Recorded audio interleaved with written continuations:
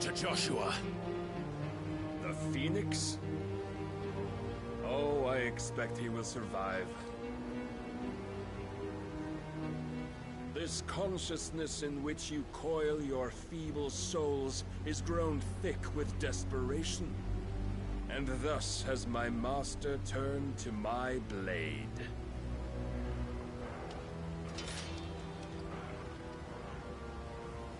The world will soon be painted in black. And all that live shall gather in death's autumn wake. Not if we remove the cause of this misery. Not if we destroy the last of the Mother Crystals and restore balance to the world. Come. Do you truly think it's so simple?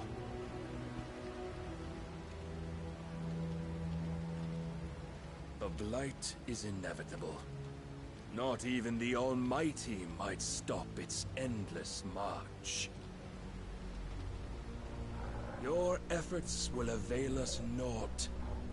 Naught, that is, but suffering. You must embrace the truth, Mythos.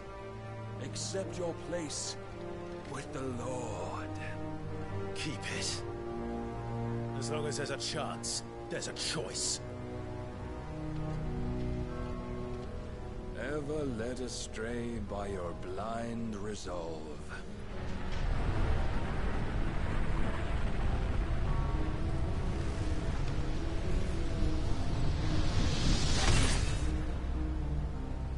Now, it is time you learn the inevitability of your divine fate, however much it may hurt. Get as far away as you can. Clive, no. Trust me, Jill.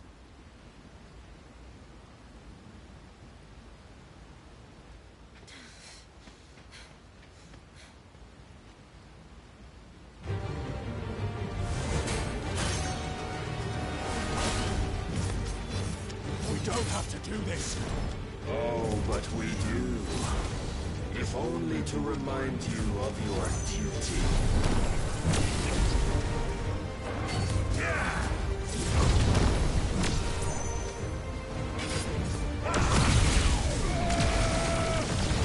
Nice try. In the short time since our last meeting, you have grown much. Yet as a vessel, I fear my lord will still find you lacking. Defend yourself.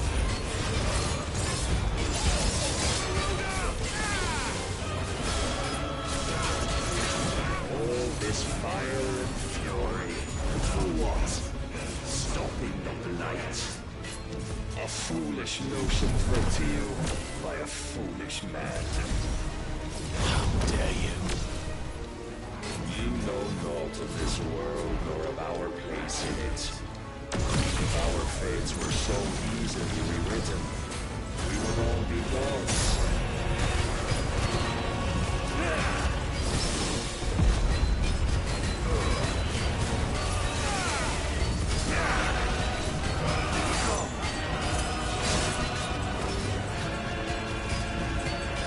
I have seen enough. If reason cannot sway you, there are other means of persuasion that might.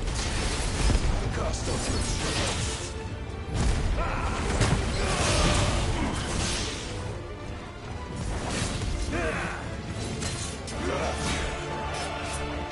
Raise your guard.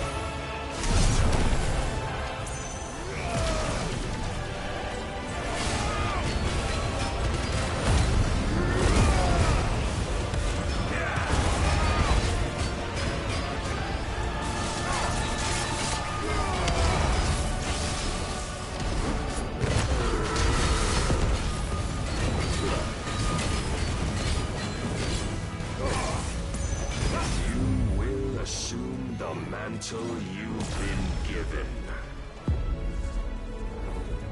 And thus is the light of hope severed.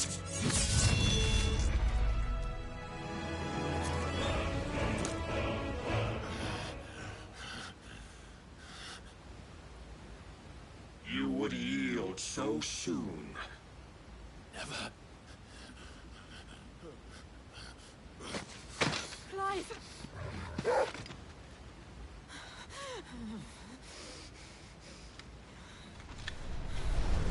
you not see? Your iron will weighs you down, dragging you ever further from your purpose. And what is my purpose?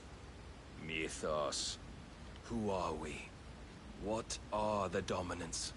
The breath of the Creator still warm on our lips. We carry his light that we might guide the masses in his name.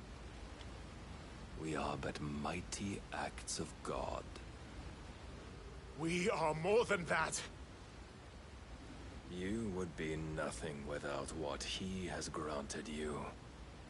The power we wield is his, and yet every time we draw upon it, it wears away at our very being. It breaks us, it unmakes us, that its immaculate aspect might reveal itself. The icon. It is too much for even his chosen few. Apart from you, Mythos. You wield the might of many, yet your body does not answer for its avarice. What are you saying? What I am saying is that we dominants are a means to an end. We were created for you, that you might drink deep of our strength and thereby fulfill your divine purpose. Which is? To feed. As you would know, could you only look beyond the walls of your prison of self-regard. As long as you choose to ignore this, you shall never penetrate my defenses. Still, you may take solace in the fact that you are not alone in your plight. The chains of volition shackle all of mankind, but there is yet cause to rejoice. For the Lord, in his mercy, has taken pity on his flawed creations, and shall see them restored to their proper forms. And what exactly would that be? Why, loyal servants to God. No. Manners, Lord Rossfield? They are men, like you and me. Albeit ones unburdened by the wills that drive our kind to madness. They are pure. They are divine. You mean to turn everyone Akashic? Not turn, Mythos. Turn back. For too long has mankind been led astray by their clamorous wills.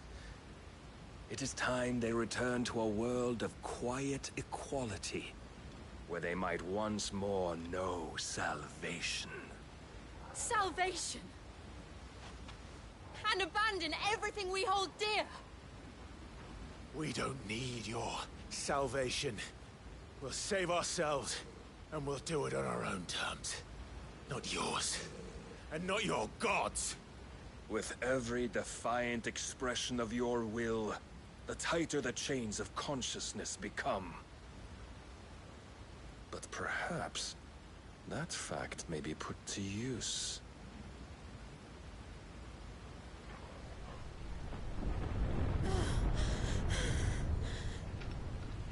Clive!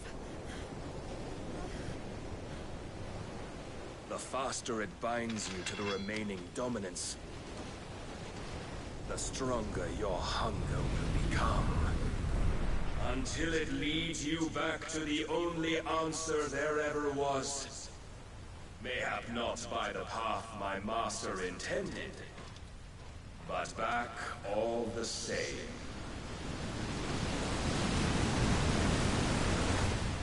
Ash is not far. I could freeze a path. You're in no fit state. Probably not, but I can try.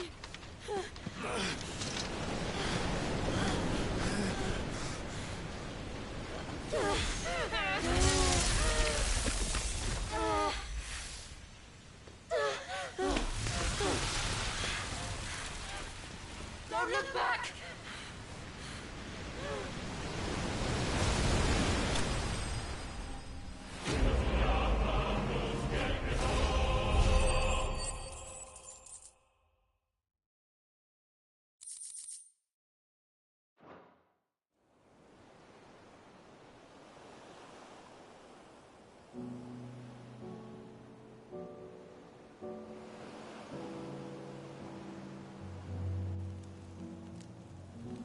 I hope the others are safe.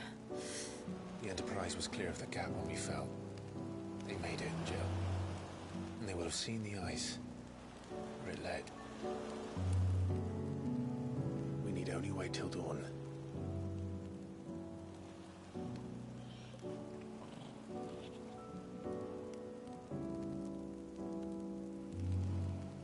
This is the second time Barnabas has bested me. I'm powerless against him. And maybe there really is nothing else for it but to give yourself to his master.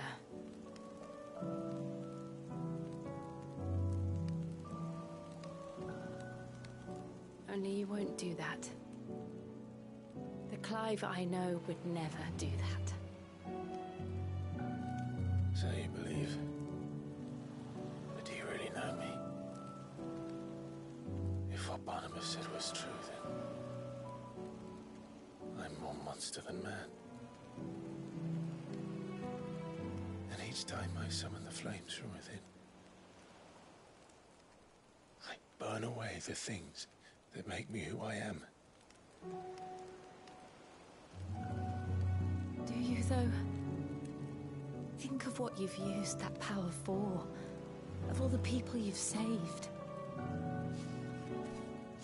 It doesn't matter how or by whom it was granted, only how you choose to use it. And you've chosen to use it for good, haven't you? I've also used it to kill.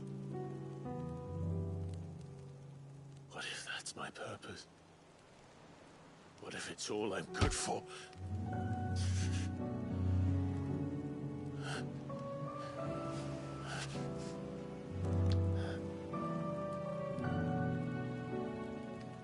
You're still that same boy I grew up with. Always so eager to save everyone around you, and yet always so alone. Because you failed to realize the one thing that needed saving most of all. You, Clive. You. You never once took the time to save yourself.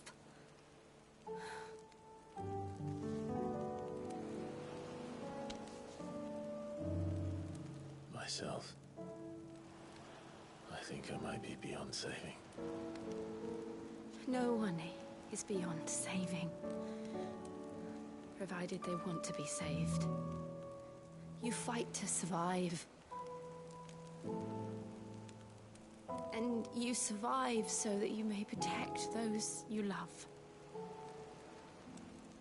It's what you do. What you've always done.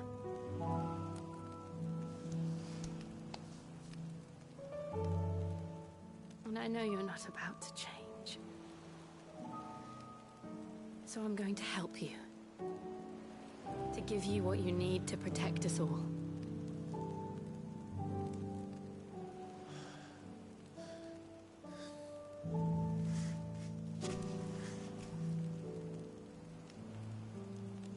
Jill.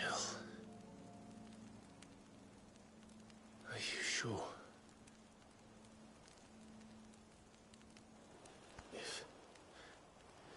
If this is what you want, then...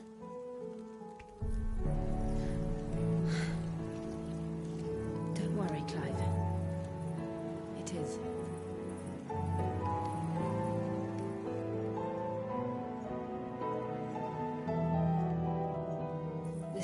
burden, I'll give you the strength to bear it alone. But I'm not alone. These burdens I carry, my sins, my pain, my sorrow, I see now that they are all a part of me.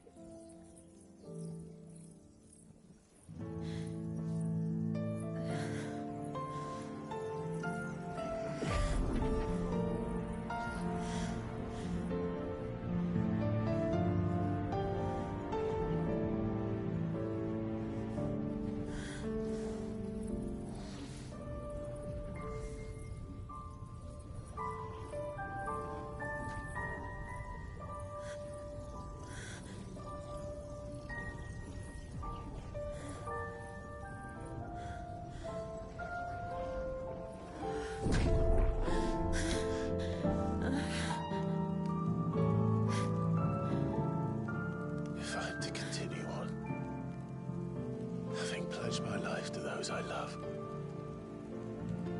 then I will gladly bear your burdens too, until my last breath. Clive.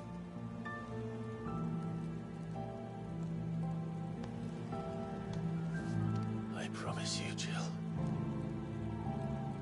we will find a way to escape this fate.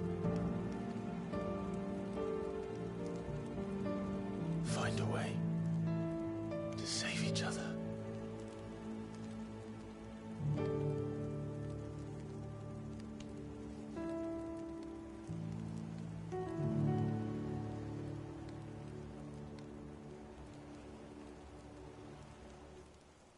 That we might one day look upon the moon again, together.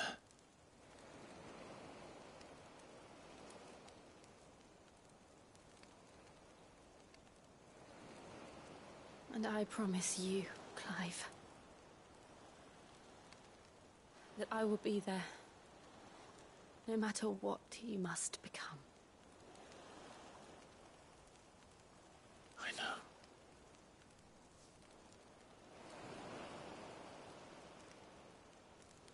I never thought a smile could bring me so much joy.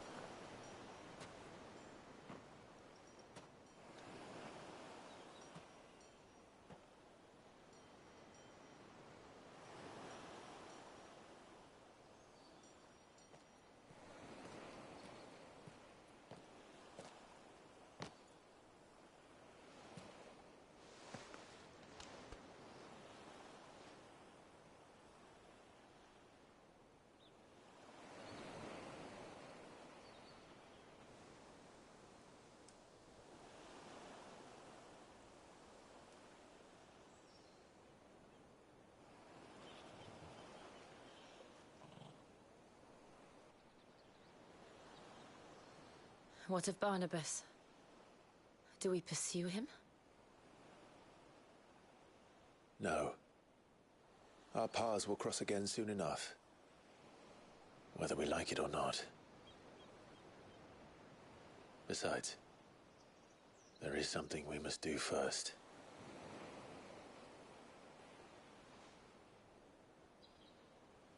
Of course. Drake's spine. The last Mother Crystal. The Einherja is at the bottom of the sea. Waloed won't dare move on Storm without her.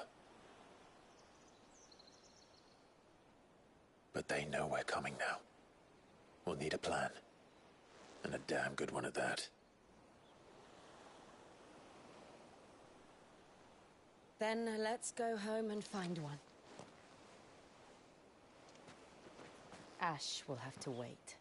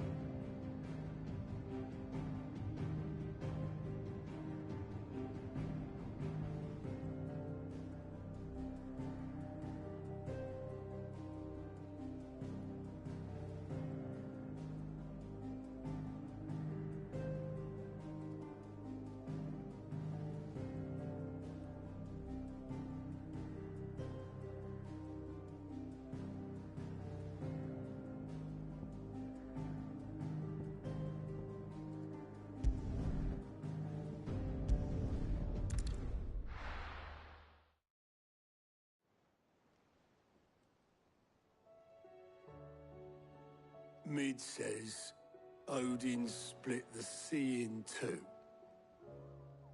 She's always been partial to a tall tale. But there's tall, and then there's tall. I struggle to believe it myself. I see your uncle isn't with you. He stayed with the Enterprise. After our brush with the Einherja, she was in urgent need of repair. And my uncle knows a shipwright in Randalar. We're to join him there when we're ready to sail for Ash. You sure that's wise? Last I heard, the place was still overrun with Akashic.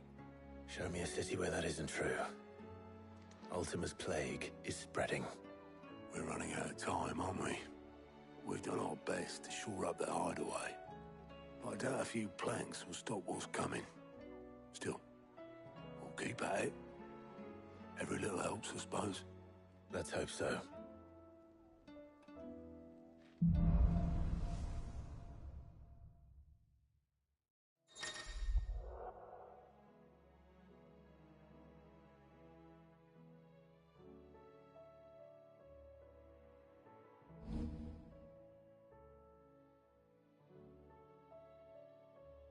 We should visit Joshua, assuming Talia will allow it.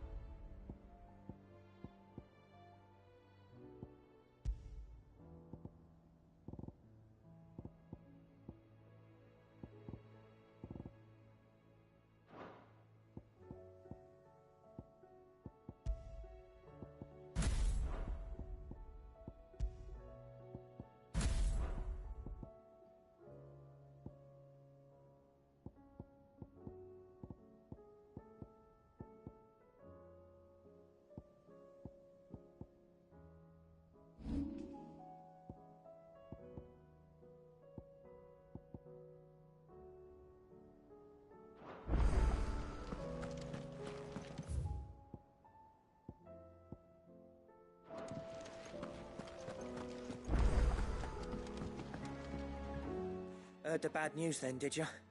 What bad news? About Dravost. Blackthorn's old haunt. With the forge and all that. Well, anyway, the mines just down the road from there are spewing out ether like no one's business. And the village? Safe from the flood for now, but they've got other problems. Akashic. Every creature in the area is either turned, or on the way to turning, apparently. Zoltan and the others are living on borrowed time. They need help, and quick. Doris sent a few curse breakers to keep an eye on things, but there's only so much a couple of scouts can do. Except get eaten. If something ain't done soon, the whole place will be overrun.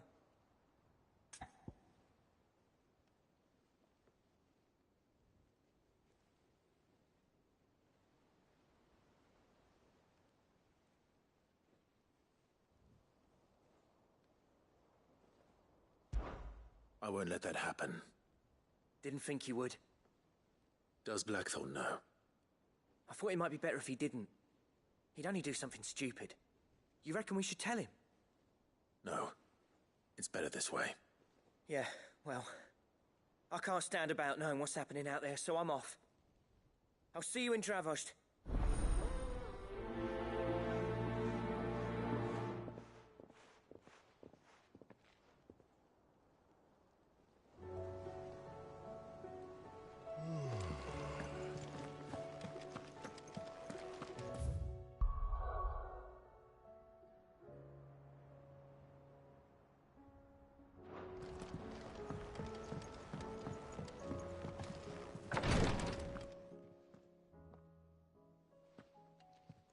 How are you feeling, Joshua?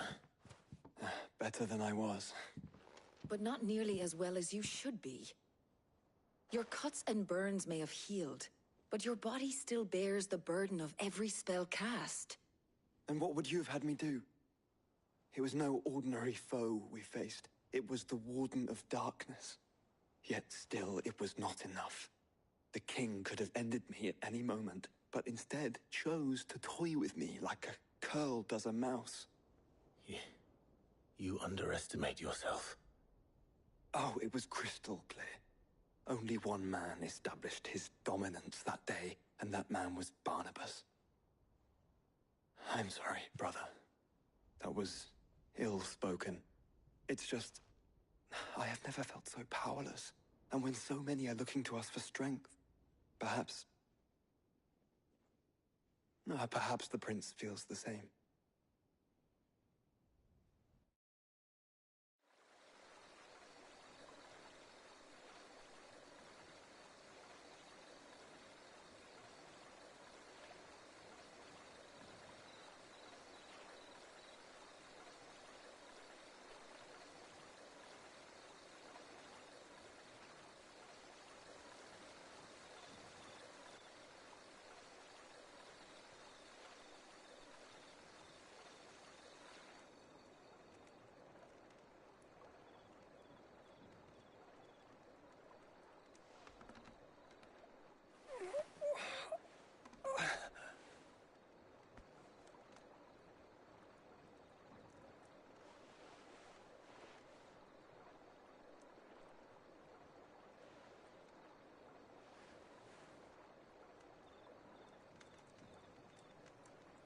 What is this place?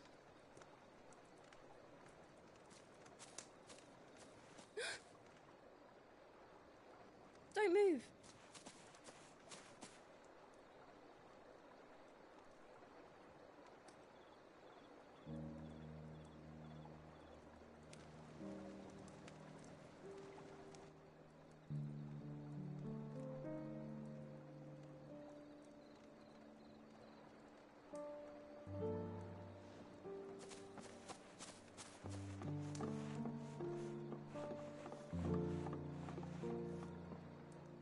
Here, it's fresh from the well.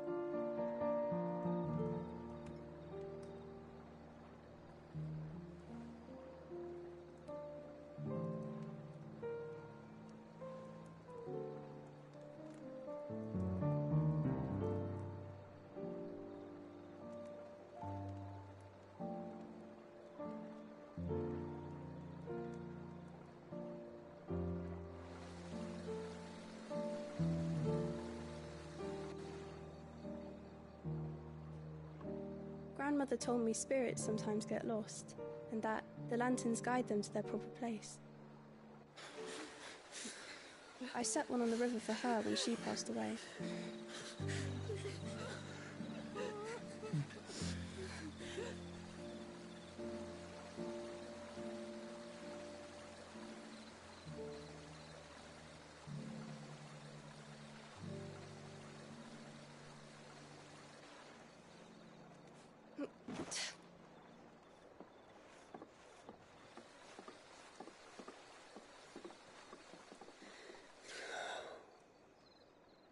The fiend works from the shadows. Was it you who guided my hand then, Ultima? No, not you. This is my doing, my fault, my sin to bear. And for it, I must atone. Your hurts are healing nicely. It was my poultices that saw you well. You make them? And sell them, or try to. Earns me enough for bread, most days. Forgive me. I have nothing to... I know, but I couldn't just leave you lying there.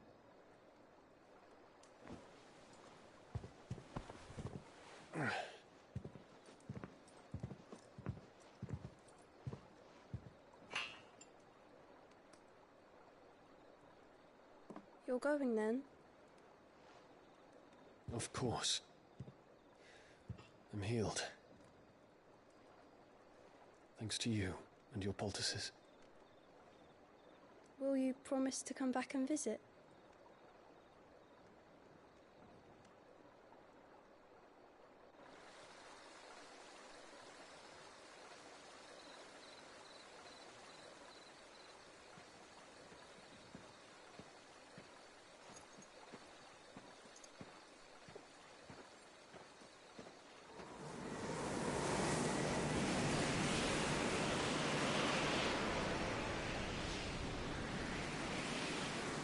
Well, Phoenix, it would seem that I owe you my wings.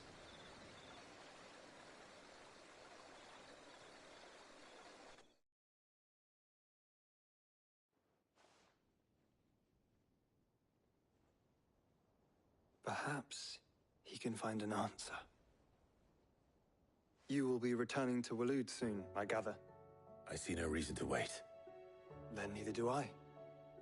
I can think of a few, but I doubt they'll stop you. You will take your medicine. Of course, Lady Daya. Set on leaving already, are ya? How long will it take us to get back to Ash? Dunno, about the same amount of time it took us to get here. Maybe less, if your uncle can find someone trustworthy to patch up the Enterprise.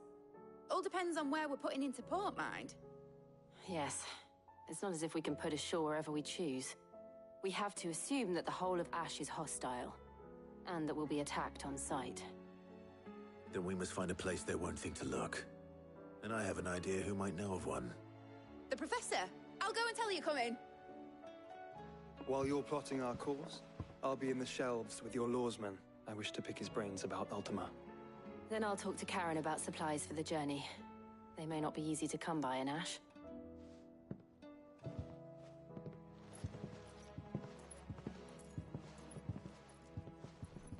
Your brother's body won't take much more of this recklessness.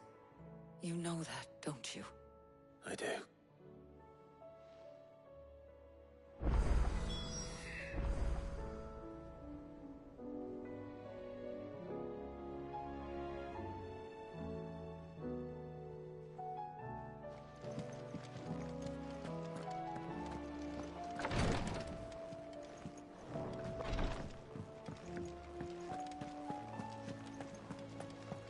Still say it were a compliment. Ah, Clive. I was wondering when you'd arrive. Please tell me you've come to take our young prodigy here off my hands. I'm not here for Mid. I need information on Ash. Then why not ask Molly if you can look in one of her ovens? Go on. As soon as the Enterprise is ready, We'll be setting out for Drake's Spine, and we're going to need a safe place to land. Preferably one that won't see my ship blown to shit and splinters. If it were that easy, do you think Waloed would have resisted invasion for so long? Very little is known of Ash, and the information we do have is spotty and outdated. We have the good King Barnabas to thank for that. Waloed's borders have been closed to outsiders since the day he seized the throne. If there is anywhere safe to land, you won't find it on my map. Then tell us what we will find. I'm sure you know better than we do. But no splinters! All right. If it will get you out of my hair. But interrupt me, and it's over. Understood?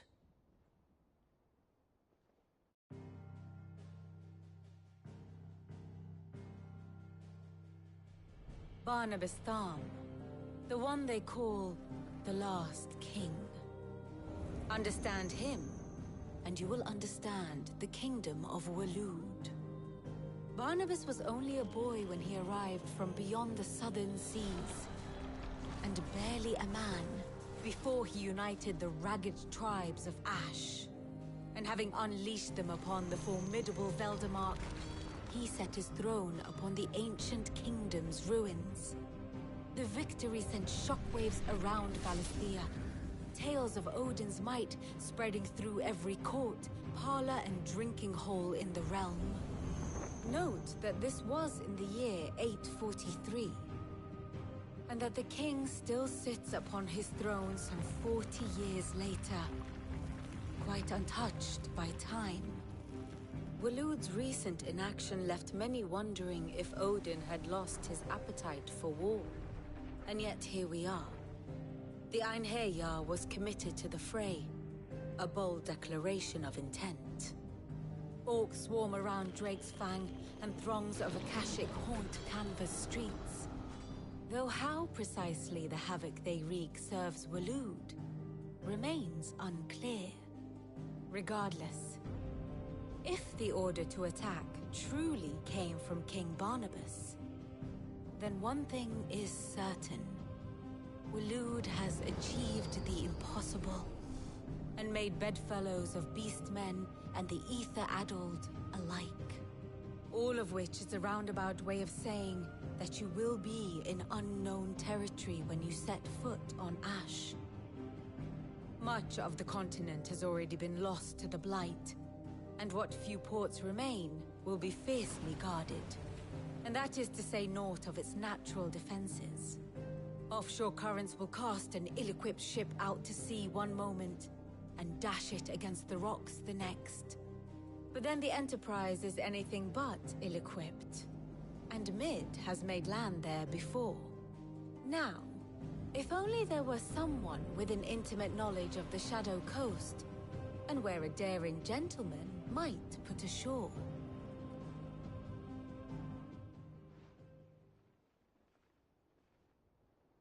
You see, Clive, you had the answer all along. Do you think you can get us back to that beach, Mid? Picked you up from it, didn't I? Not that it were easy. The currents were a right bastard. But then, if it wasn't hard, it wouldn't be worth doing, would it? Well said. Thank you, Lady Vivian. If a few morsels of common knowledge and a sprinkling of tavern talk are worthy of your thanks, I wonder what genuine intelligence might earn me. Probably more visits. Mid, I need everyone in the ale hall now. I'll fetch Joshua from the shelves. Aye, aye, Captain.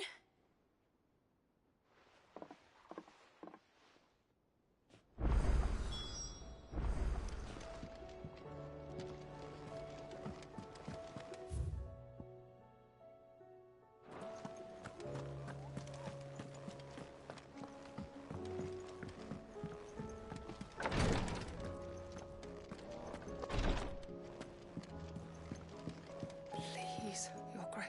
My Lord Marquis.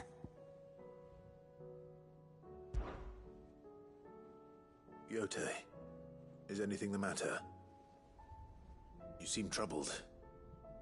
Perhaps I might be able to help. My lord. Yes. Perhaps you might. It's your brother. His condition continues to worsen, though he does his best to hide it. The lesion on his chest pains him more with each passing day. I had feared as much. There are certain elixirs which can ease the suffering of those afflicted by the curse, but... But His Grace's case is severe. The drafts I have been able to prepare for him thus far have ceased to have any real effect. So I consulted with Talia and certain of my comrades among the Undying about the possibility of finding something stronger. And thankfully, a recipe was found. The only problem being that the critical ingredient is exceptionally hard to come by, and our supplies are almost exhausted. Unless we can secure more soon, your brother's anguish will likely become unbearable. My lord, I know that I have no right to make demands of you. But would you help? For Joshua's sake. For Joshua? Anything. Thank you, my lord. So, what is this critical ingredient? A rare herb by the name of stonerwort. It grows only where the ether is densest. The vigor it stores in its stems helps to counteract the curse. We discovered a patch near the aqueduct in Rosaria. But alas, yet more ether has erupted from the earth there recently, leaving the whole area flooded. The search continues for a new source. One that we might reach without being turned. So it's only that you can't reach it? The stonerwort itself is unharmed by the flood? Well, yes, but... Then I shall go in your stead. But, my lord... You've yet to find another source, correct? So for now, the aqueduct is our best hope. Besides, I'm a dominant. The ether can't hurt me. Well, if you're sure, my lord. Stonerwort is easily identified by its blood-red blooms. Search around the aqueduct, and you're sure to find some soon enough. I shall remain here and prepare the other ingredients.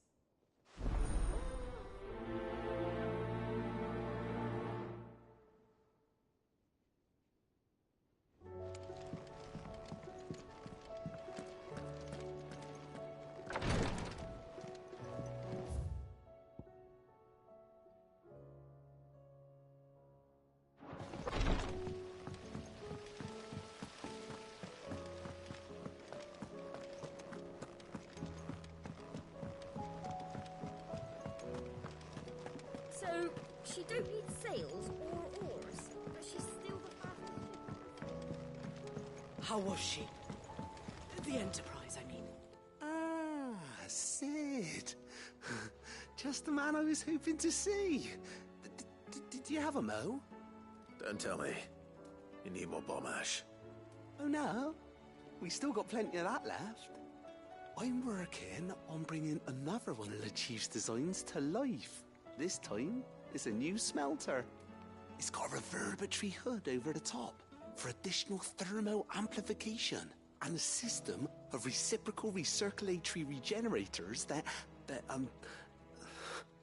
let's just say it gets very blimmin' hot. A heck of a lot hotter than anything Blackthorn's got in his forge, that's for certain. Only mithril engines get hotter, and you can't chuck ore in one of them and get metal out the other end. Trouble is, we won't be able to make out of any old rubbish neither. We need the good stuff. And I hear you once helped Helena get her hands on exactly that. Any chance you could help me too? If it's for the good of the hideaway, I'd be happy to. Oh, it is. I promise you. So, what exactly is this good stuff you need me to find? We've got a couple of examples here. Spherical echoes, we call them.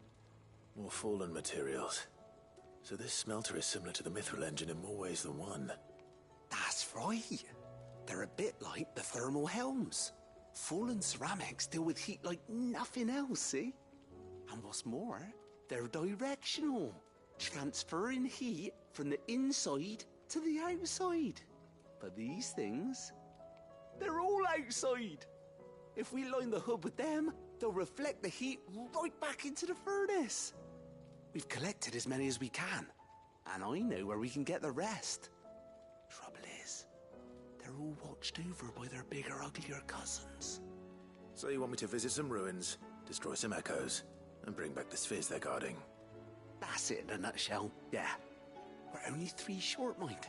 And we know exactly where they are. There's one up Amber Way, in that ruin that they call Lost Plume, and another in the Silent South, over in Dalmekia.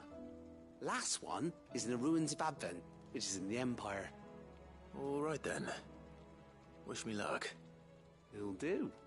I'll be keeping all my fingers and toes crossed.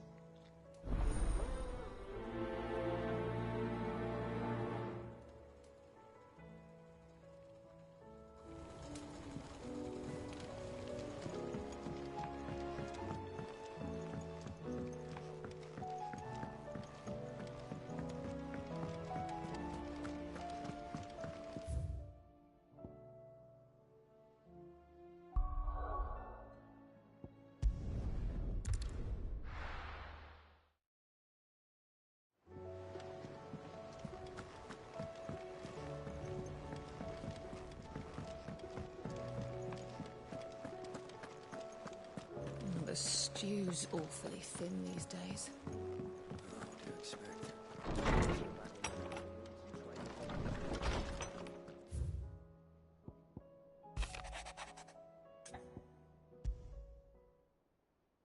There's no way of knowing if Doris will confide in me, but I can speak to her at least.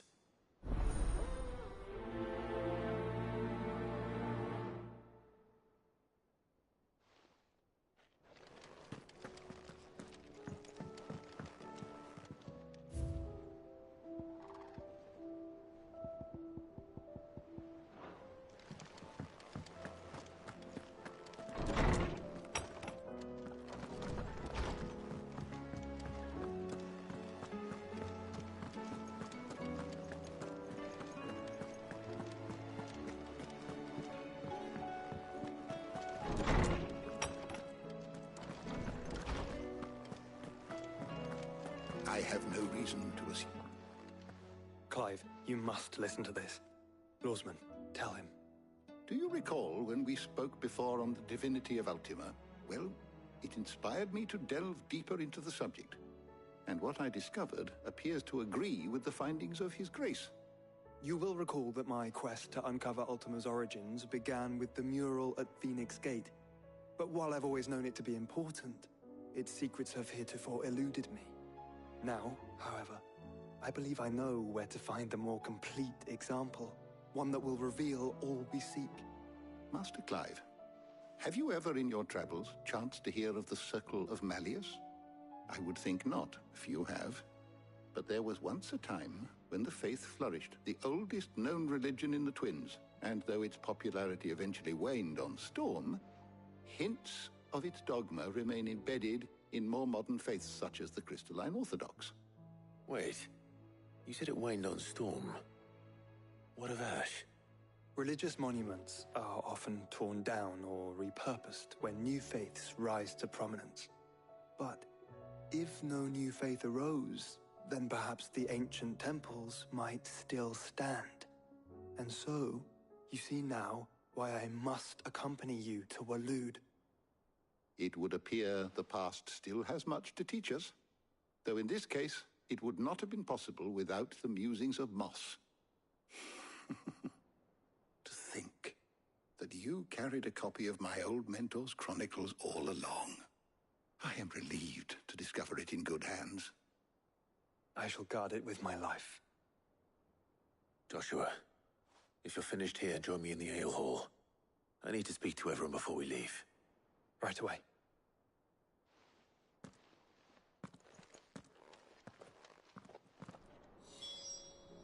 If it please your grace, might I one day borrow the chronicles? Nick said I can ride the Enterprise next. No, she didn't. She said I can.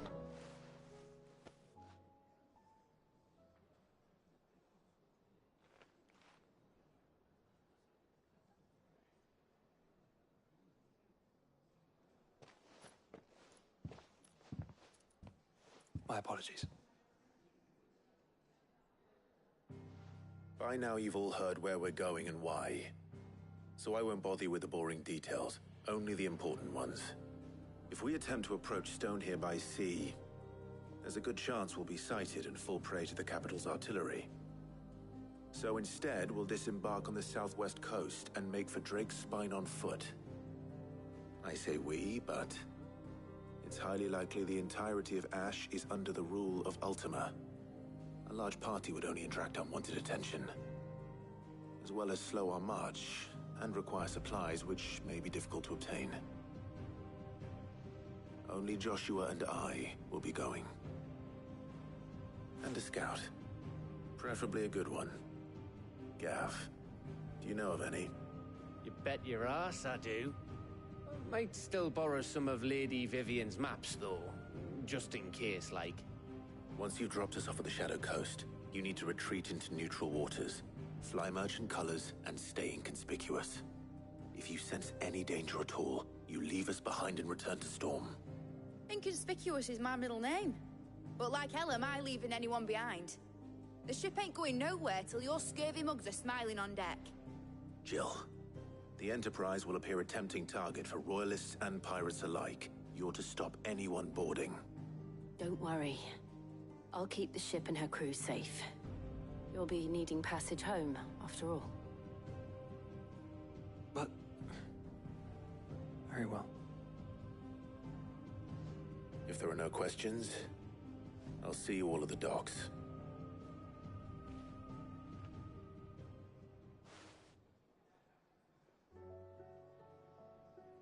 Let me know when you're leaving. I want a word before you go. Of course.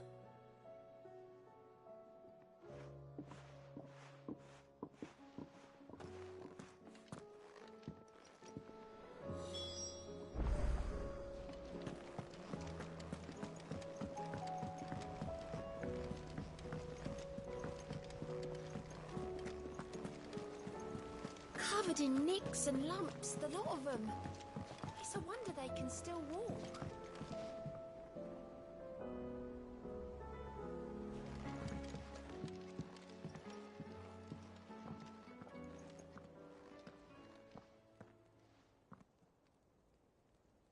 Where are you? Can I help you, Sid? I'm looking for Doris. Is she here? I'm afraid not. She's at Martha's Rest on a job. My job, actually. When she heard what the mission was, she insisted on going herself. Alone. Did she? What was the mission? Following up on some new information. Once they'd settled in, the bearers you helped liberate in the Dragon's Eyrie were keen to talk about their imprisonment. And about their captor. The slaver Cole's team were tracking when they were attacked by the Beastmen. I'll go and find her. She's at Martha's Rest, you say? If she's not moved on already, yes. I hope everything's all right. Why would Doris insist on going alone? Maybe Cole was right to be worried. How do you split the sea, do you reckon? Reckon we're better off not knowing. Is something wrong? Not at all. Honestly. Can't a man wish his friend farewell? Just wanted to let you know that I'll keep things in order while you're off saving the world. I'll hold you to that.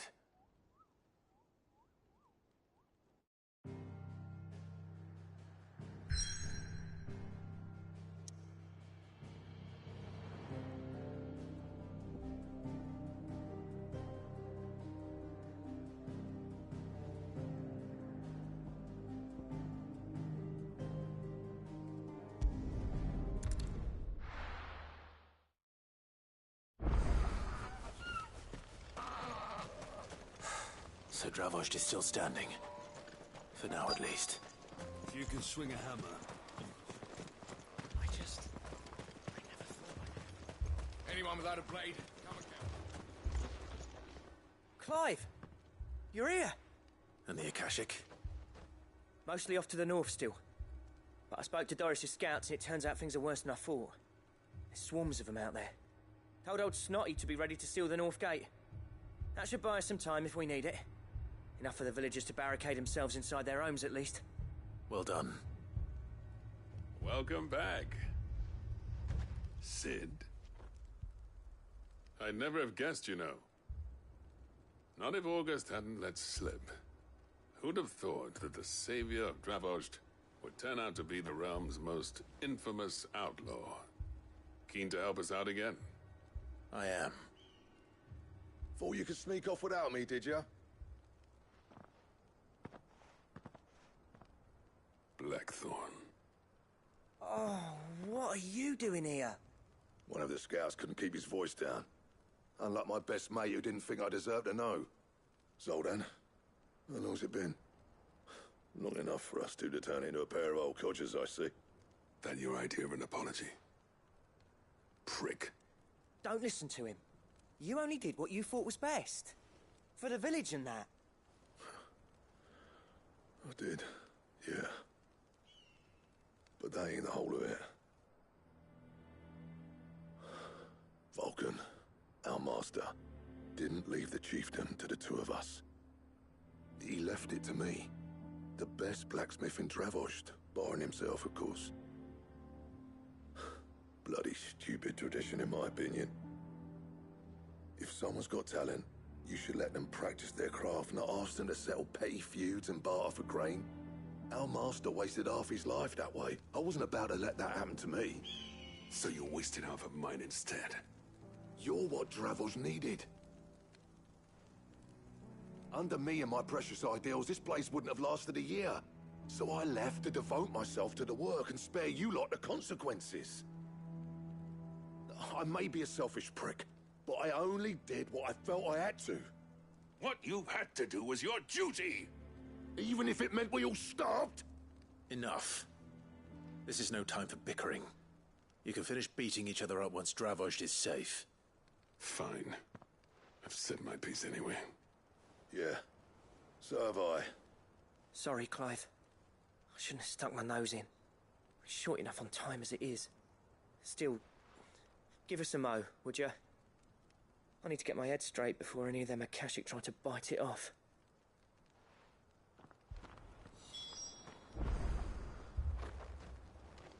You, ready for the off, then?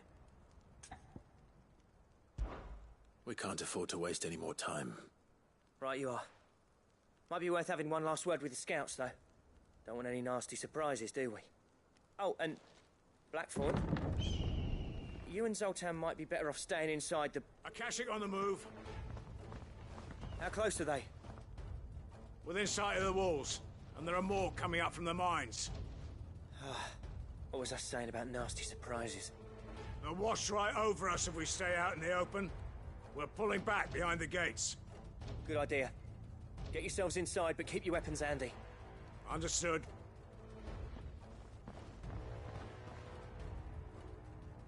I'm prepared to fight if I have to. Well, let's hope you don't. That's our job. Once the scouts are inside, order your men to barricade the gates. No heroic last stands, you hear me? No fighting at all if you can help it. August's right. I've seen what Akashic beasts can do to armor. The people here are tough and willing, but they ain't equipped to face what's coming. I'm going out there. Start work on the gate as soon as I've left. I'll give you as much time as I can. And if they kill you? You evacuate. But it won't come to that. I promise. You'd better be right. Take good care of Dravost till I get back. Leave it to me. And give those things what for, yeah?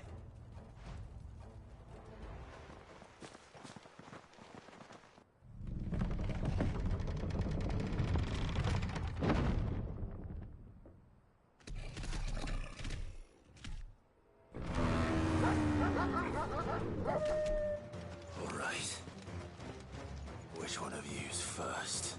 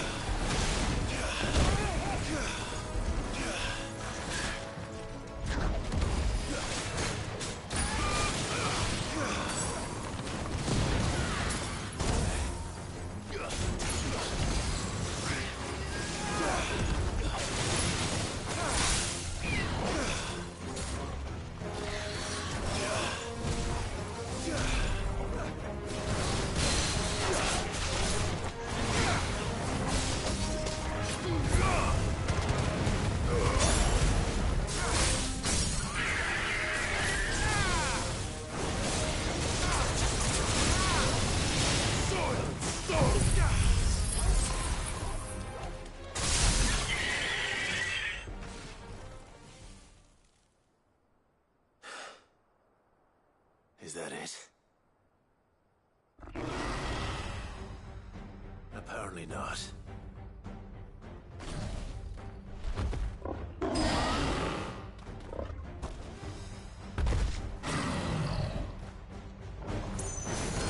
Not getting past me.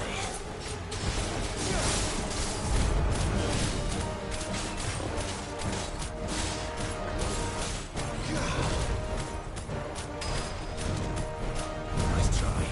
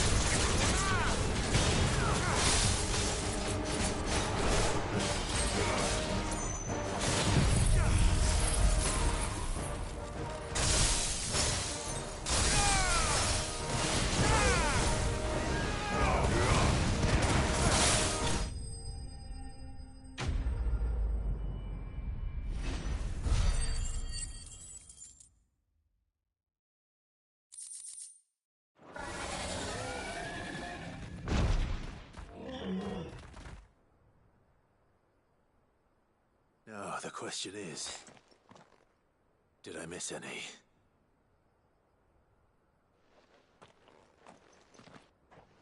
Man alive!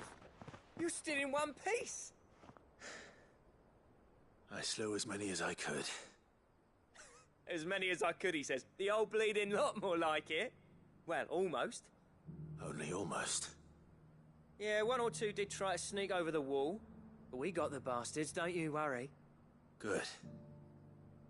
Though you do know, more will come in time. In time, yeah. But we can think about them later.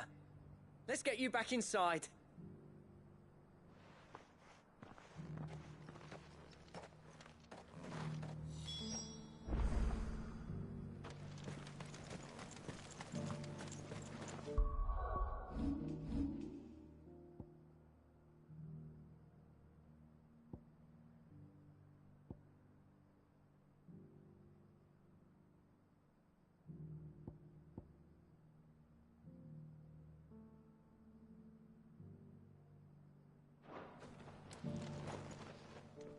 Sid! You're even more fearsome than your reputation. Enough to give those Akashic monsters nightmares. I almost felt sorry for the wretched things. But mostly, I felt grateful. Dravoged won't forget what you did today. I'm afraid I've only delayed the inevitable. There's no getting rid of that ether flood. Meaning that any living thing which stumbles into those mines will end up clawing at your walls again. And that's if the flood don't spread. If it does, well, I hate to say it, but the village's days are numbered. That may be, but we're staying just the same. With ether floods springing up all over, it's no less safe than anywhere, and more importantly, it's our home. We'll fortify the gates to the north, and I'll see that they're guarded day and night. All right. Then we'll give you a hand shoring up those defenses. As for you, Blackthorn, that's twice you've turned up when Dravos needed you. So, thanks. I shouldn't have stayed away so long. And I shouldn't have left without talking it over with you first. Too bloody right you shouldn't. Though I doubt I'd have listened. I always envied you. How you made everything look so easy when, for me, it was anything but. You leaving gave me the perfect excuse to hate you. And from that day on, I never once stopped to wonder what it would have been like if you'd stayed. But what you said earlier, it was true. You'd have been the death of this place. Finally, something we can agree on. I hope you see the sense of it eventually. You kept this place alive. Alive, perhaps. Wealthy even, but Dravos isn't what it once was. Our work used to be the pride of Dalmekia. Now, we churn out the same rubbish day after day because it's easy and turns a profit. It's not about the craft anymore. I wouldn't send my sons to war wearing the shit most of our smiths are making. I've kept working, honing my skills, trying to lead by example, but no one sees the point. The average castle apprentice has as much passion for the craft as our current lot. Come back to us, Blackthorn. Remind Dravos what a true master blacksmith looks like. I'll even man those bellows of yours if it means we can work at the same forge again. That's a kind offer. Kinder than I deserve. And I wish I could accept, but I'm needed elsewhere. There's people who trust their lives to my steel, and I daren't let them down. Fair enough. But that doesn't mean I couldn't visit from time to time. Let's see if we can't rekindle this town's passion for the craft, shall we? I'd like that. Just be sure to tell Snotty to let me in the next time I come calling, yeah? Knowing him, he'd let you in anyway. Blackthorn.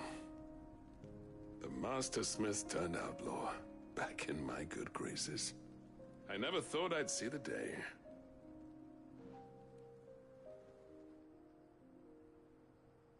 I'd say that went pretty well, wouldn't you? Even better than I'd hoped. Sid, I've got something for you.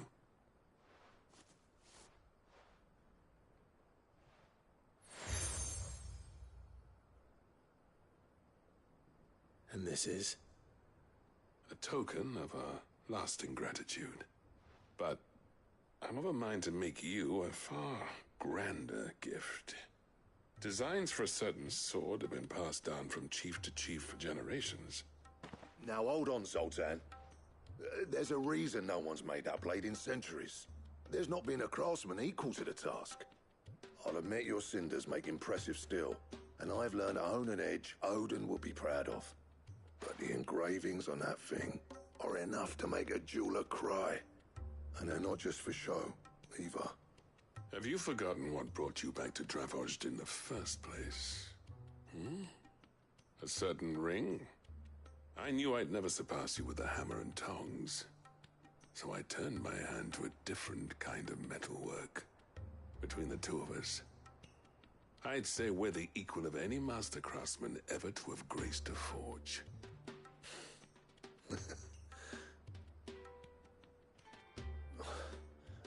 You know what?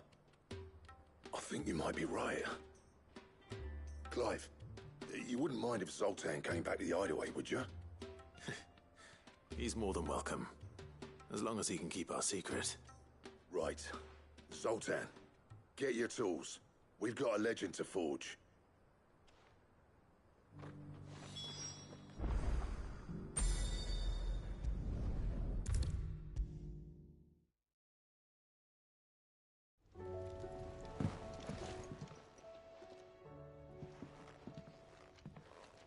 Ah, the man himself. We were just about to make a start on that sword I promised you. It's funny, but none of this would have been possible without your help. You remember Camille? We'll be using his leatherwork for the grip. The steel, meanwhile, will be tempered in a fire, burning the cinders you charmed out of old Zoltan here. And that whetstone from the Outer Isles? That'll be what gives the blade its edge. And the final flourish will be my talented colleagues' engraving. A team effort led by the greatest blacksmith alive. Now, save that talk till the thing's finished, yeah? Right. I'm ready if you are. To the bellows it is, then.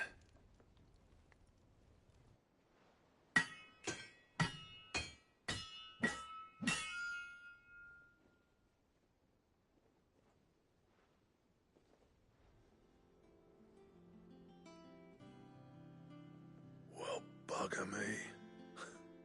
We actually did it.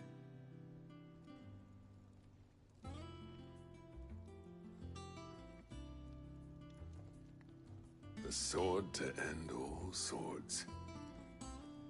Ragnarok. It's quite something.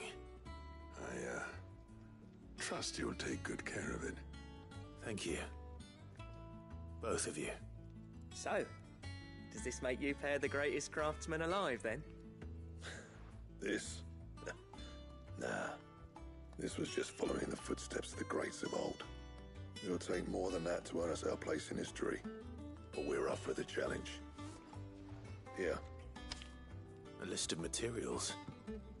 Zoltan and I got talking on the long road back from Dravost. We reckon with those items there, we could craft something even better than the Ragnarok. Something worthy of a legendary outlaw like yourself. That's a weapon I'd like to see. You leave this list with me. I was hoping you'd say that. One legend at a time, eh, lads? Before you start on the next, who fancies raising a cup to Friendship Reforged? Good idea. No more drinking to forget my past. It's about time I had something to celebrate. Then tap the kegs! Vulcan's boys are on their way!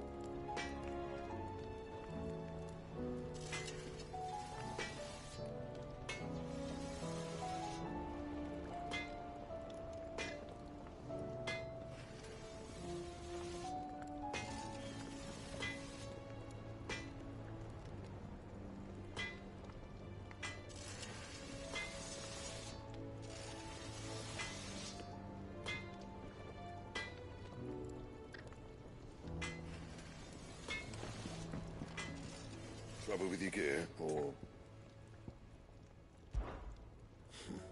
I never thought me and Zoltan would ever speak again, let alone work together.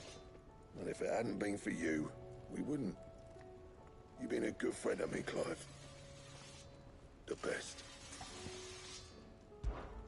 So, what'll it be? Should last you a good while.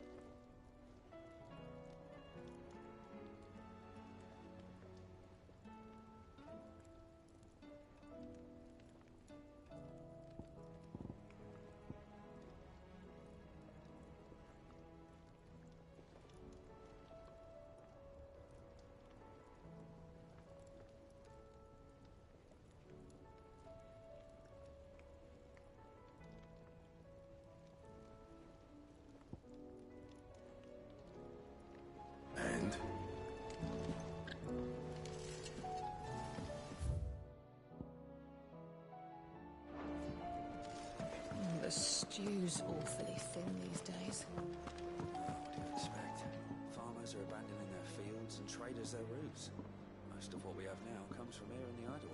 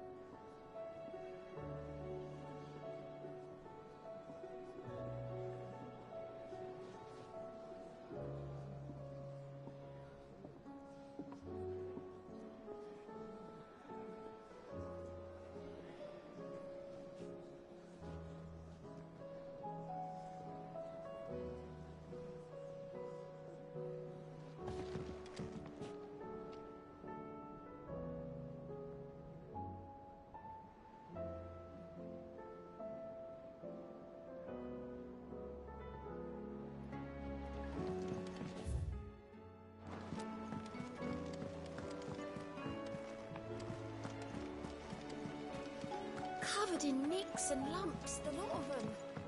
It's a wonder they can still walk.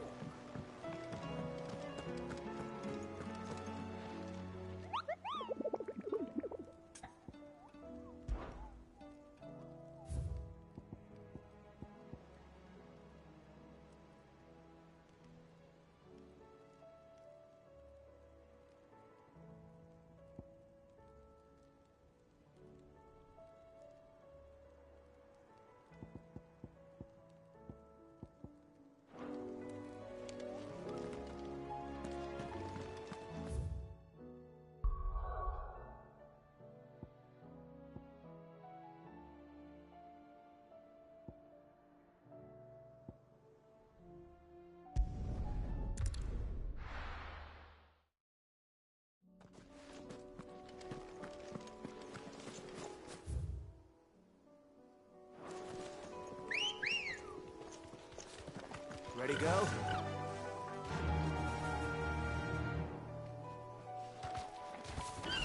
Run like the wind.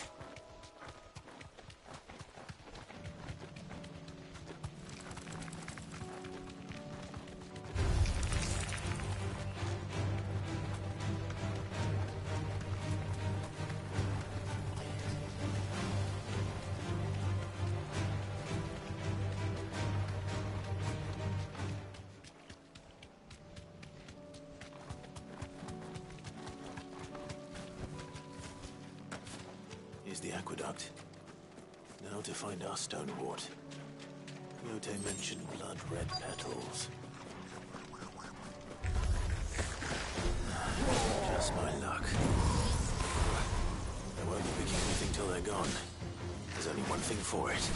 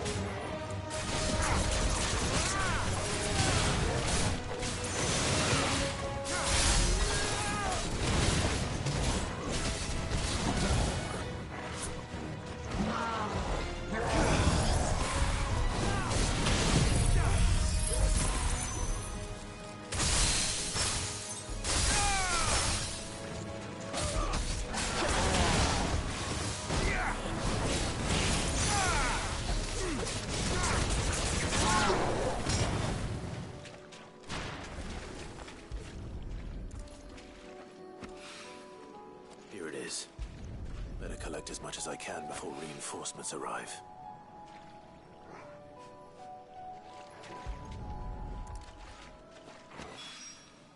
Right. That should do it. Let's get these back to Yotei.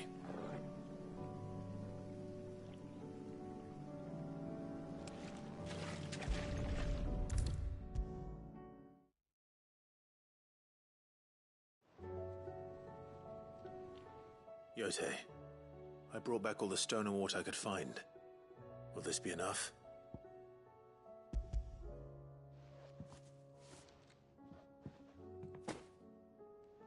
Yes, my lord.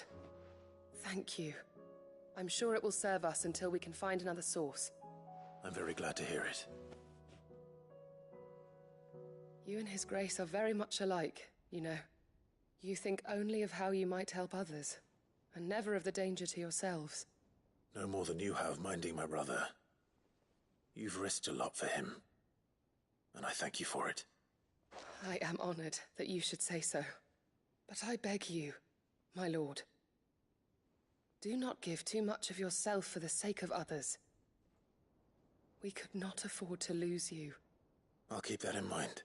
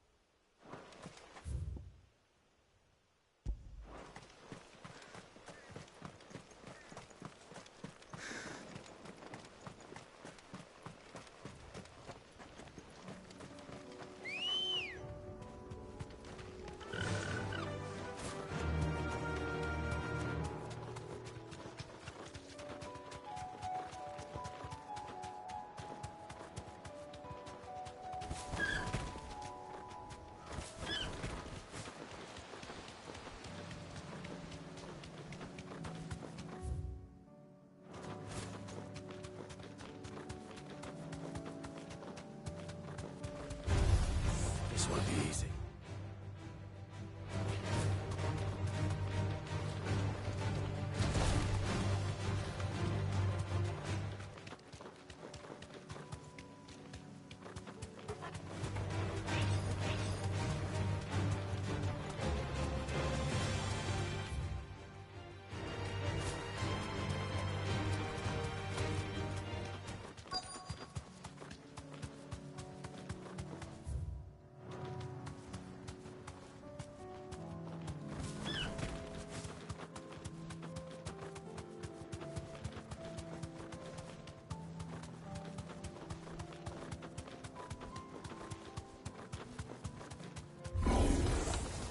I'll need to deal with these ones first.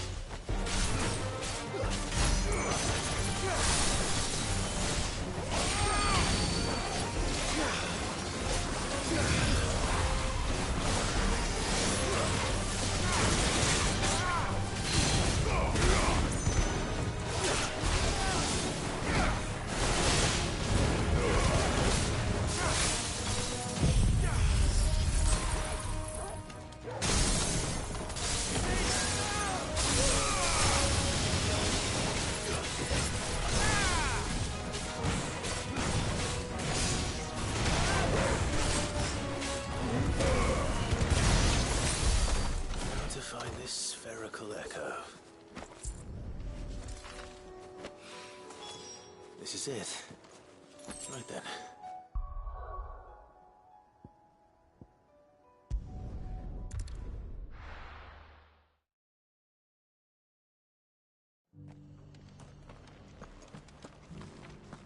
Laura should be somewhere nearby.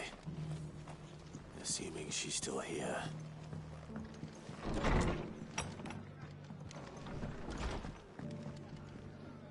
Ah, Clive. I was just about to send for you. I'd like you to take something to Sir Wade up in Eastpool. Seeds for planting. Thought it was about time they started growing their own food. I'll keep providing them with whatever they need in the meantime, of course. But if Eastpool's going to survive, it's got to be able to fend for itself. As have those poor bearers. They've lived their whole lives in servitude, but now they're their own masters. Small wonder they ain't got the foggiest how to provide for themselves. So it's up to us to teach them. And if you're wondering why you, well, the Wagoneers taking supplies up that way have been coming back with more and more reports of Akashic around the village of late. Sir Wade's putting a brave face on it, but I think even he's starting to worry. And if he's likely to share those concerns with anyone, it's you. All right. Thanks. Wouldn't ask if I didn't have to. There. That should be enough to keep him in Gazal Greens for a few years at least. Gazal Greens? Not the most mouth-watering crop, I'll admit. But they're hardy, they grow fast, and they fill a hole. Better that than something that'll wither away at first frost. And chocobos love 'em too, which is no small thing. When I say all of us need to pull together to get Eastpool back on its feet, I mean all of us. They ain't exactly succulent, but cook 'em right and they're just about bearable. I'll take your word for it. Anyway, Sir Wade'll know what to do with them. And if he don't, well, I'll go up there and show him myself. I'm sure you will.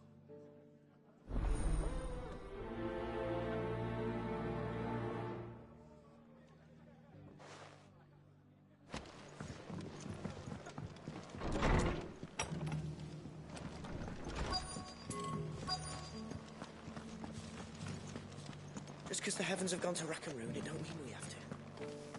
Now, let's get this stall set out. Nearly done. It doesn't still hurt, does it? Oh, 1,000 Akashic, John. It's been a pleasure, Doris. Just like old times. I'll give your offer some thought, my lady. How goes the investigation? Sid, what brings you to Martha's Rest? You. I heard you were out here on your own, tracking our slaver. I trust you're being careful. Of course. And it had to be me. The bearers from the Dragon's Eyrie confirmed a long-held suspicion of mine that the slaver we've been tracking is an old acquaintance. She's no fool. If we'd come in force, she would have spotted us straight away, and then vanished without a trace. That was her just now, wasn't it? So, was it a fruitful reunion? I'd say so. She tried to recruit me. Seems her time in Rosaria is coming to an end. She's abducted bearers from across the region and is looking to smuggle them back into Sambrek.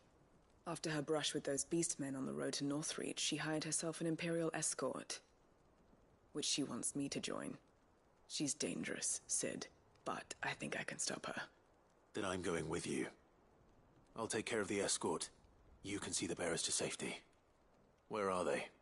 The Baum Archers, soon to break camp. You go on ahead.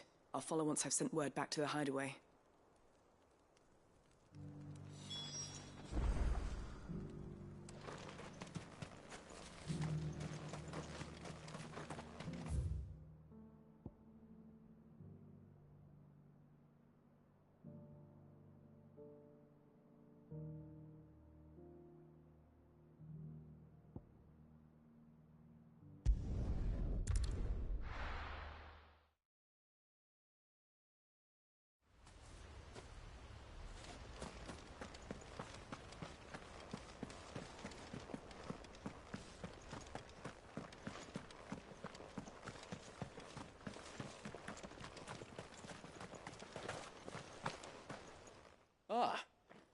Lord Rossfield, what brings you to Eastpool?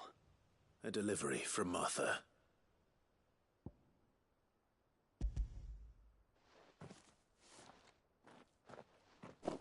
These are Gizal green seeds. Martha's keen to cut the apron strings, then, is she?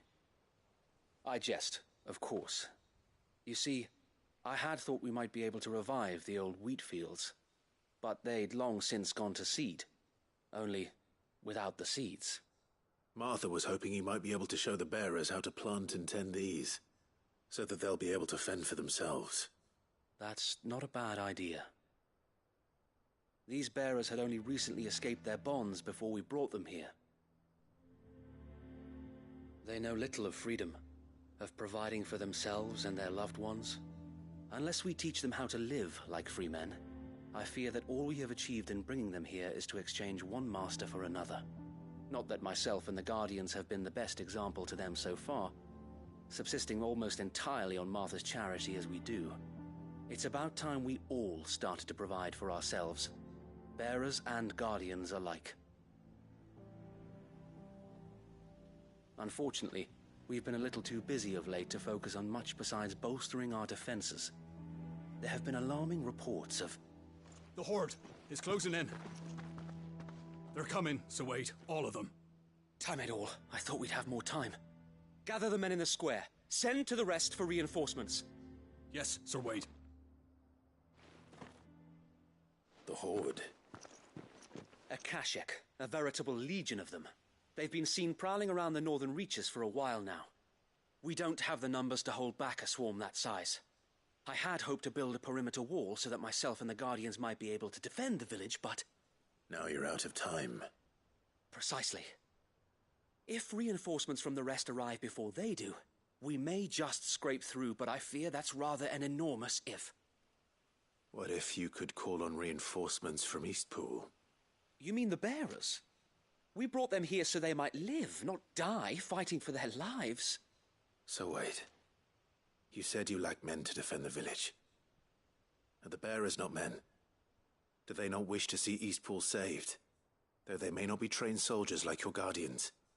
What help they are able to offer could still prove the difference between victory and defeat.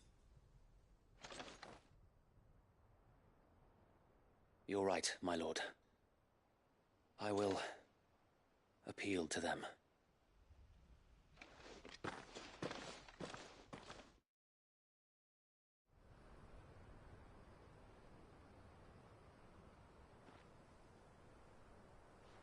My friends, I humbly beg your aid. We Guardians are few and our enemies many. But I swear we can defeat them with you at our side. You would send us to the slaughter, to serve as bait for those fiends so that you and your men might be spared. And to think we trusted you. Say what you will, a home is not worth dying for.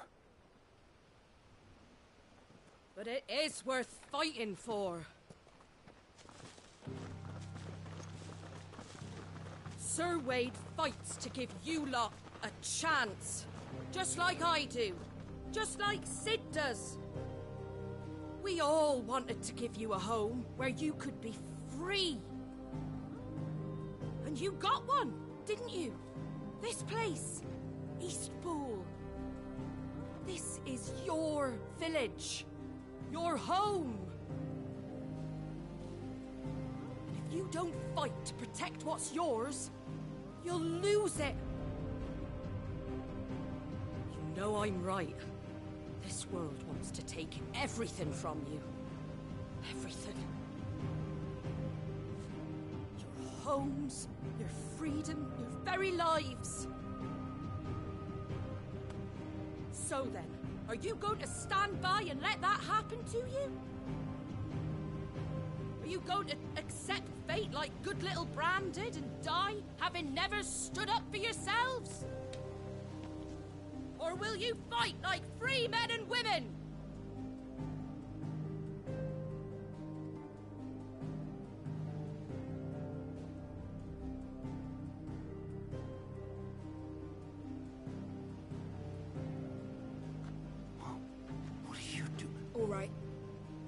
give me a sword. I never dreamt I'd have a home of my own. And now that I have, I don't want to lose it. I will protect what's mine, or die trying. We all will. Free men and women, fighting together.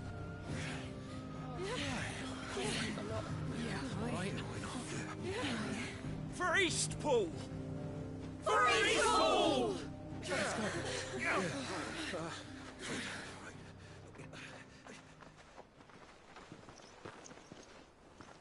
Thank you, Martha. Don't mention it. Just promise me one thing. That you'll show them how freeborn fight. Gladly.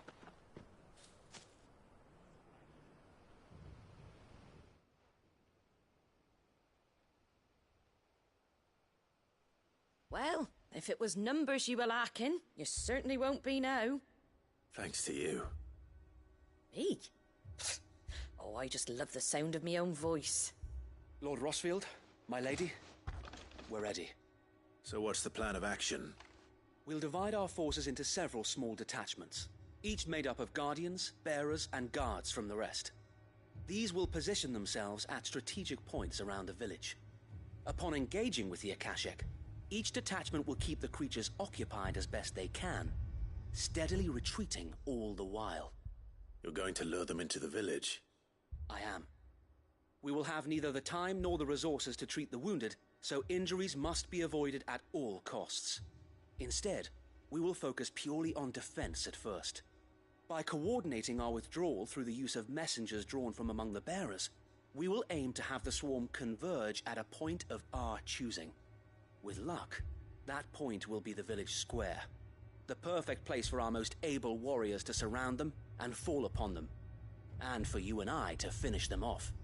A sound plan, but one that'll require a leader with a cool head and strong nerves to coordinate the retreat. I'd say you have both in abundance, Sir Wade, but you'll be needed. Please, leave the last of the fighting to me. Ha! And let you have all the glory. Sir Wade! They're here! Then you know what you must do. We work together, everyone playing their part, each shielding the other that no man might fall, that Eastpool might live on. For Rosaria! For Rosaria! We've no time to argue, my lord. I'll do as you ask. And I will do as you ask. Suppose we'd better do our bit too then, eh? Right you are, Martha.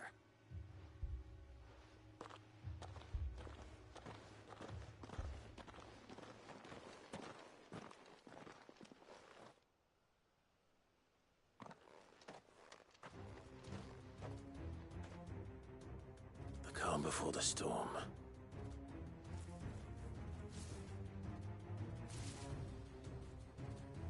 And here it comes. Can't let Eastpool fall. And we won't.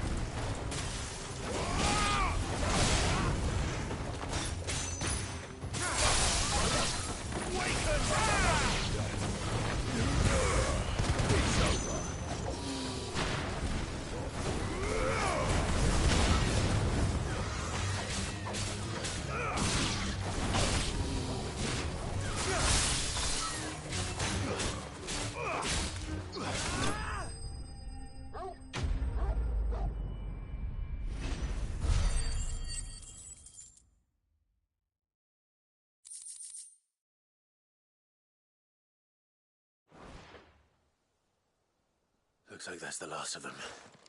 Lord Rossfield! Change of plan! What is it? Owl from the rest.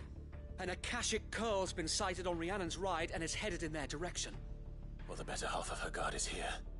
So wait, how many Akashic remain in East Pool? Hard to say. My men are still facing some resistance, but I think the worst is behind us. I could order a detachment or two to fall back and... No. Let them finish the job. You stay here too, Sir Wade. Your men need you. I'll go after the Curl. Join me only when East Pool is won. If you're sure, my lord. May the Founder protect you.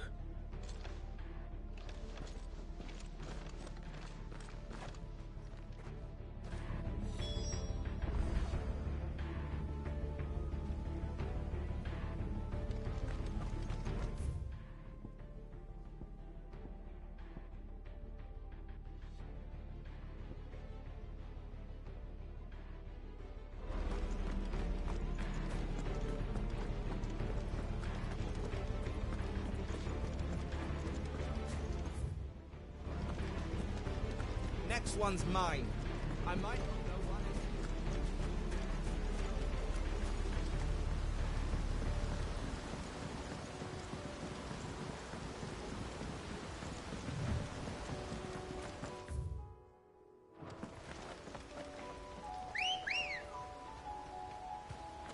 is. Let's go.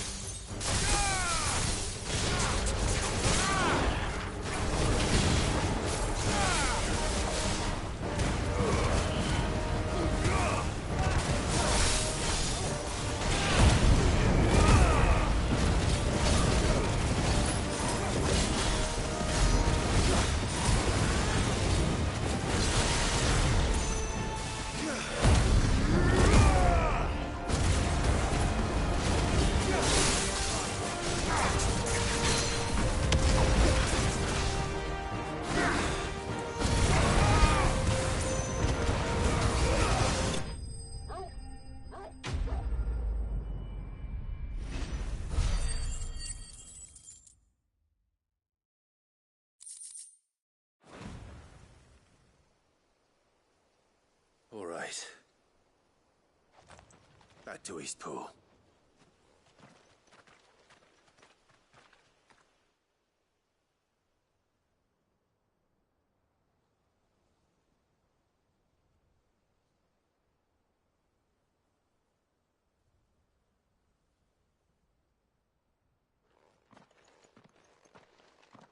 Lord Rossfield, the Curl, is it?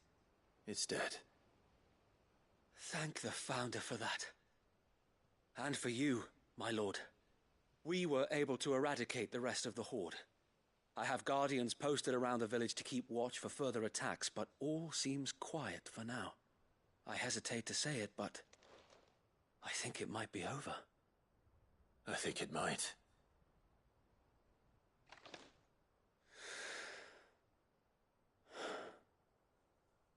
We did it. We saved Eastpool. Thank you, my friends. Thank you. No, Sir Wade. It's us who should be thanking you. You brought us together. Showed us what it means to fight for what you hold dear. We never had nothing to call our own before. We didn't know what it meant to protect it, but now we do. We really do. Forgive us, Sir Wade. You and your people saved us, and still we doubted you. But there's no doubt in my mind anymore. We're free men now, so we have to start acting like it. We have to fight to protect what's ours, to protect Eastpool. And we shall. We all shall. Together. This is our home. And if anyone or anything tries to take it away, they'll have us to answer to. Come on then. Let's get to work. This village isn't gonna rebuild itself.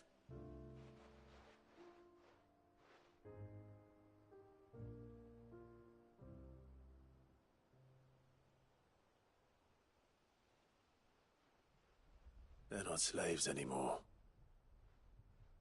no. They're Rosarians. Your father took pity on the bearer's plight, and I believe if he were still with us today, this is what he would have wanted. I believe you might be right. I shall remain here, my lord, and do what I can to help rebuild the village. After all, this is my home now too, and I could hardly call myself an Eastpoolian if I didn't pull my weight. I think you'll find it's Eastpudlian, Sir Wade. But you should be proud all the same. I'll have to pull my weight too. Can't have the rest getting outclassed. Speaking of which, I ought to be getting back. Can we continue to count on your support, Martha? Of course, and I'll be counting on yours too. Us Rosarians have got to stick together, haven't we? Indeed we have. And Clive, come by the Golden Stables when you get the chance. I ain't paid you for delivering them seeds yet. All right. I will.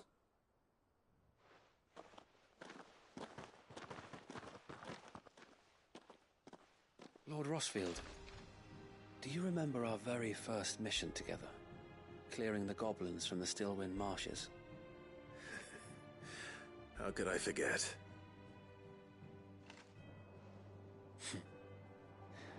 There's one sight that I shall never forget. You, facing off against that giant Morble. Not a trace of fear on your face.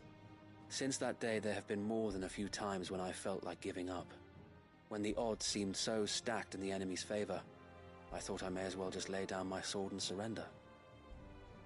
But every time I would think back to the look in your eyes that day and remember what it means to be a shield. Know that whatever trials Eastpool may face, I shall never lose courage. Thanks to you. So Wade, you have always been a true shield. I know that Eastpool, and indeed all of Rosaria, will be safe in your hands. Thank you, my lord. I know the rest of the world will be safe in yours. I'll do my best.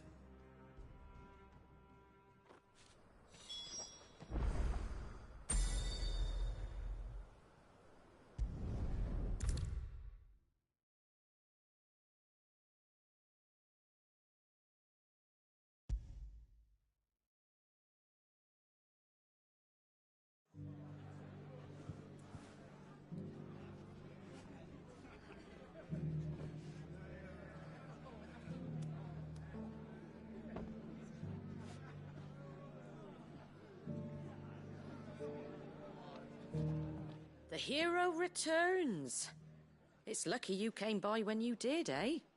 Not only did my seeds get delivered, but you went and saved Eastpool and all. I just did what I could. And it's only right that you get rewarded for it. Take it before I change my mind.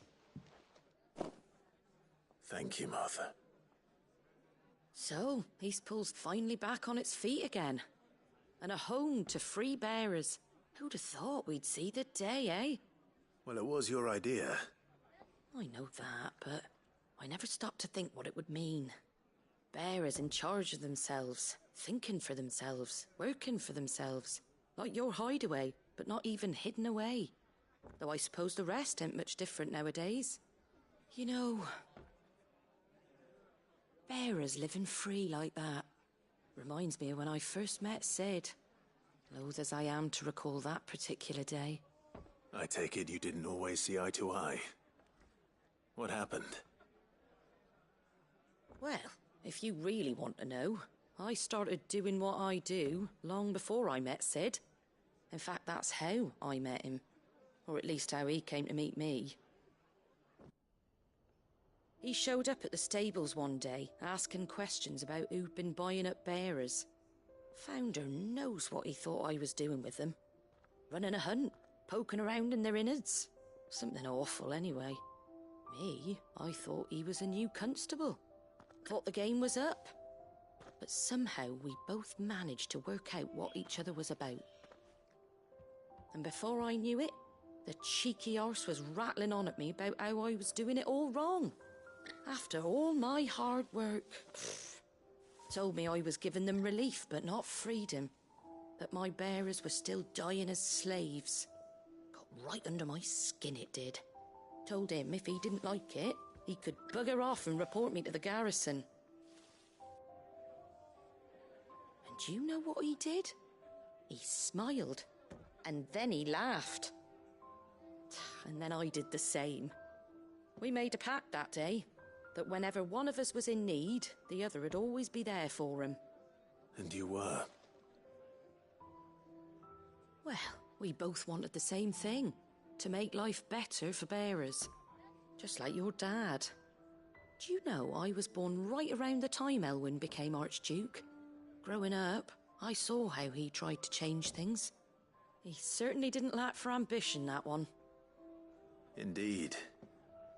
But the loftier one's ambitions, the harder they are to achieve. Which is why those of us who follow in their footsteps need to finish what people like Sid and my father started. Suppose you're right, aye. And if we don't manage it, there's always them who come after us.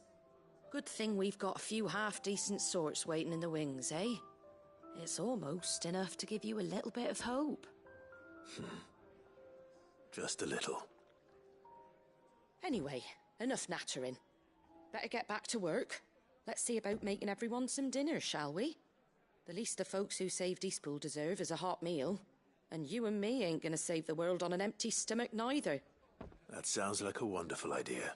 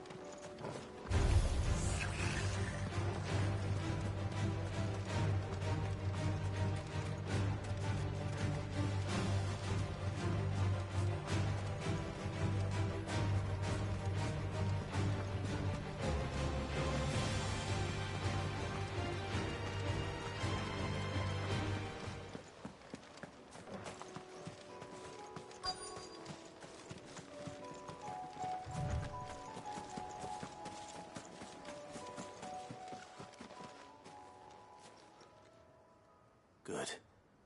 They haven't broken camp yet. How did Doris come to know a slaver, I wonder?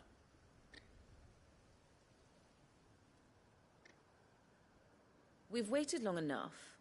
She's not coming. Ready the bearers. We're leaving. Back to civilization, is it, Mom?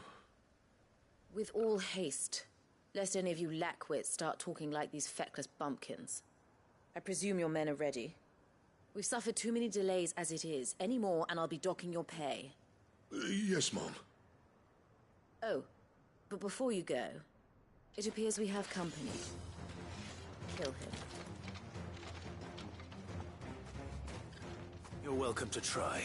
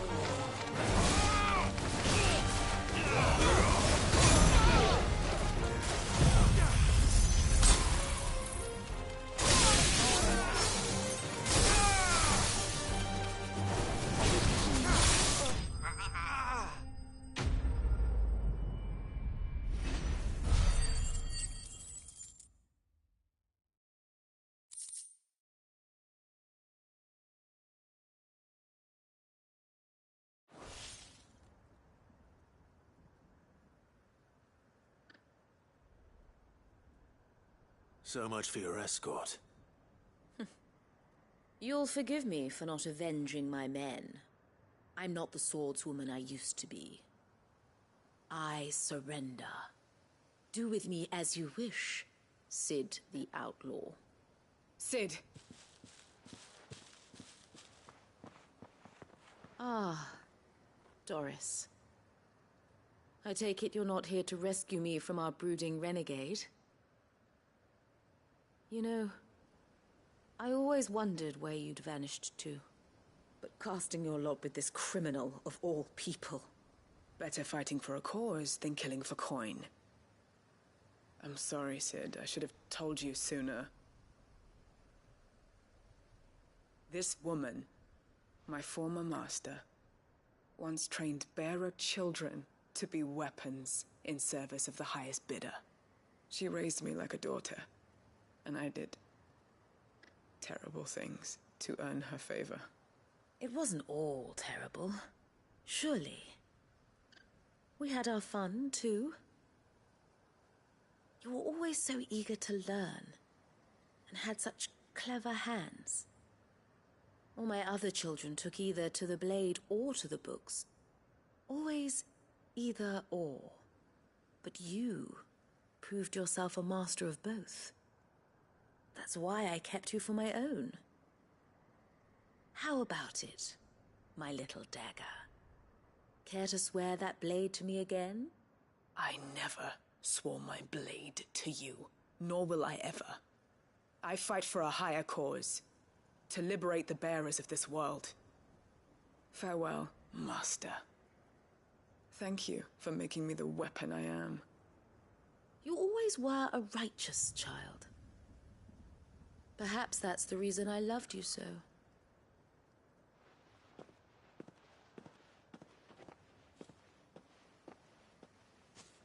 What do you want to do with her? I am not the killer she wanted me to be. Not anymore. And she no longer has friends in high places. The Dame does, though. Her connections at the Imperial Court will see that justice is done. All right. If you're certain. I am. And thank you for everything. Now, I better let these bearers know that they're safe.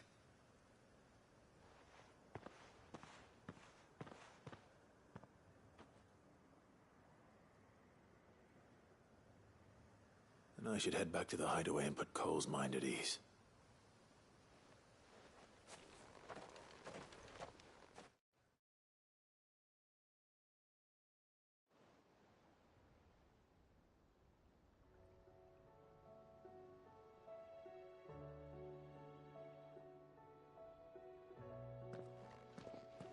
Welcome back, Cid. Doris's message just arrived. I hear you saved more bearers from being smuggled across the border. With any luck, they'll be joining us in the hideaway shortly. Oh, and your letter. You don't need to worry about Doris anymore. I'd been hoping as much. She mentioned one or two things in her report. So the slaver we'd been chasing all these months was her former master. Wish I'd known. She's been arrested, by the way, over in Sunbreak. Went quietly, or so we're told. And she won't be getting off lightly. The Empire may have no love for bearers, but it's none too fond of black market traders either. Can't have been easy for Doris. I'm sure it wasn't. But don't worry. She'll be all right. I hope so. Suppose you should know, eh? You had quite the past yourself before you came here, or so I understand. Anyway, thanks again, Sid. The Cursebreakers would be lost without Doris. And you, of course. Keep up the good work, Cole.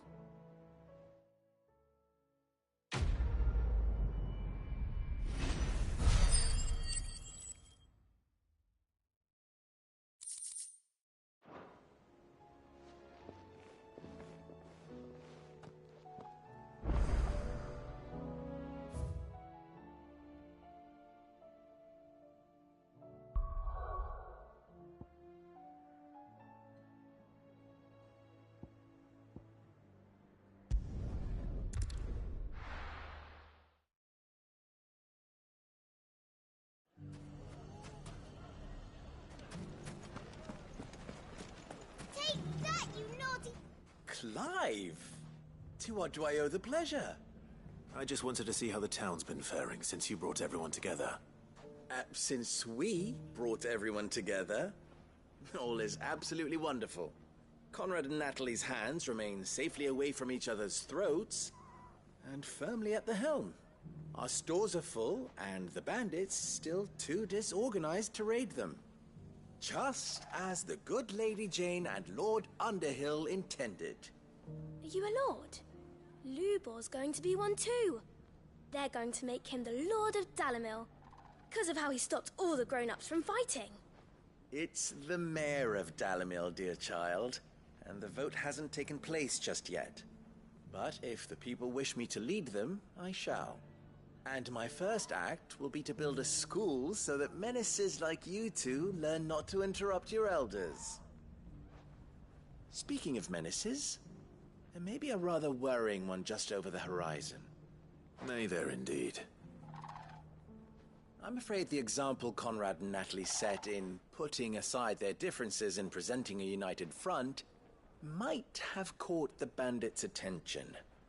And they might have elected to take a similar approach. They have formed what one could call a League of Outlaws, and they grow more organized by the day. We'll fight them all off just like last time, no matter how many of them there are. Won't we, Lubor? Of course we will. If we continue to work together, we can overcome any challenge we choose to face. The longer we avoid facing this one, the more difficult it will be, until the only way to overcome it might be to run for the hills.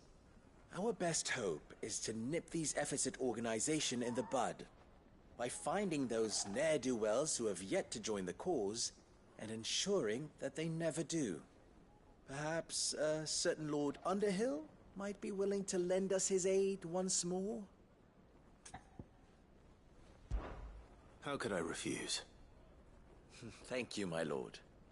Victor will fill you in on the particulars. I have him stationed by the Desert Gate, receiving and collating reports from my scouts.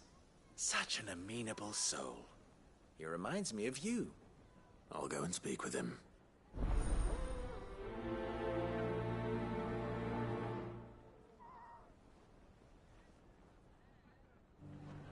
What's the difference between a lord and a mayor? That's A League of Outlaws. Sounds like we have some competition.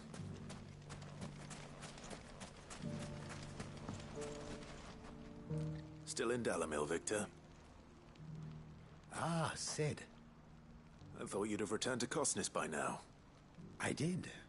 Then I came back. I've developed something of a fondness for the place. And having worked so hard to see it saved from one fate, it would seem remiss to abandon it to another. A sentiment Master Lubor certainly isn't shy about exploiting. Hence my doing his bidding yet again. You're not the only one. What does he want you to do? He asked for my aid in putting down the bandits. And he said that you might be able to help me find them. Then you've come at just the right time. I was on my way to speak with Conrad about how to organize our forces. There are more camps in the vicinity than we can safely strike at once. But we must strike together, and we must strike soon, at as many camps as we can. We can't give this league of theirs time to rally its forces. All right. Which camp shall I take? There's one upriver. Just out there, across the dunes. Leave it with me.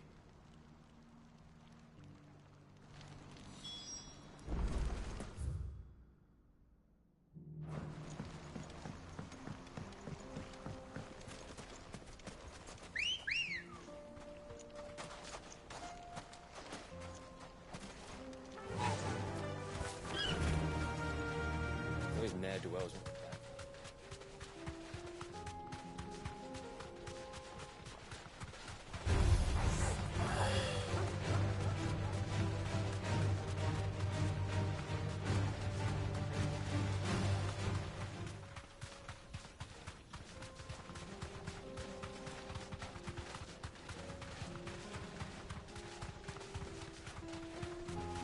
That must be the camp Victor mentioned. We make this quick. That's him! The one who killed Lot and Fingers! Take his head off!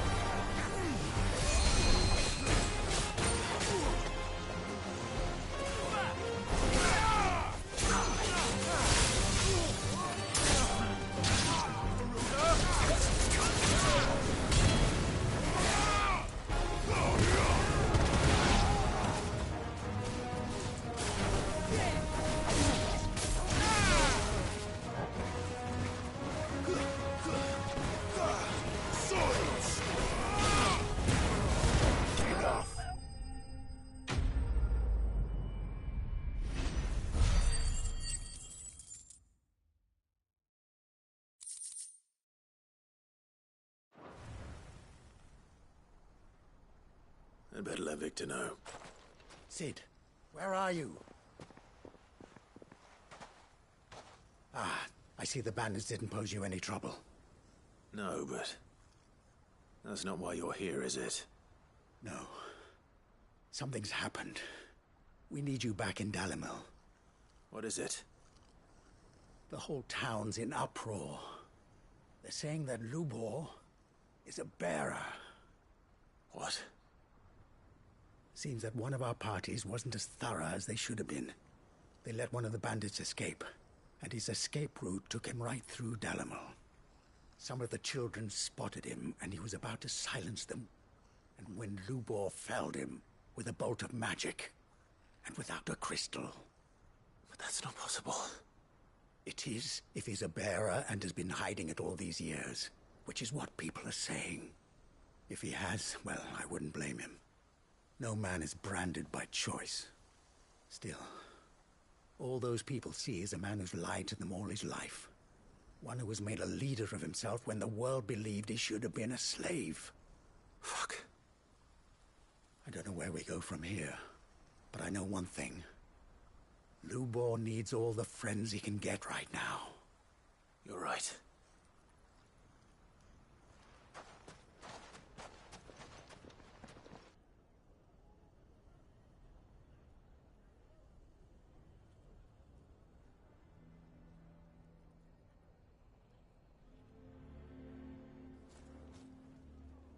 And now everyone knows.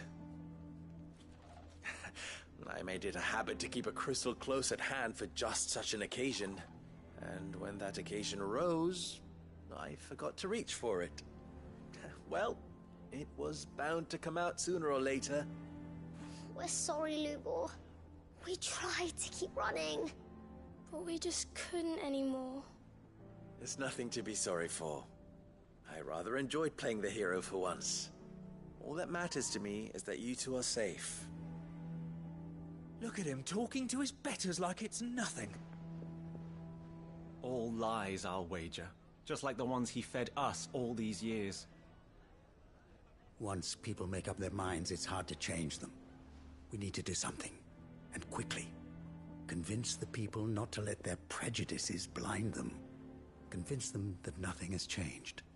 That their enemy lies outside these walls, not within them. You're right. We should speak to everyone. I'm glad you agree. I'll handle the townsfolk. I'm a Dalmec born and bred. They listen to me. You head to the tavern. Make Conrad and Natalie remember who Lubor really is. They know that Lubor and I are friends. I might not make for the most impartial of interlocutors. Lord Underhill of Randalar's League of Merchants, however, is a trusted and impartial mediator of note. I'll do what I can.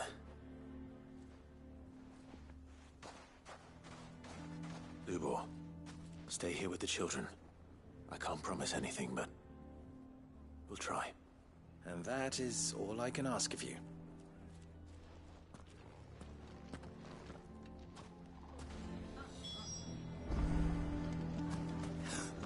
Why are you taking the bearers? Why do they always have to make such a gush? You all along that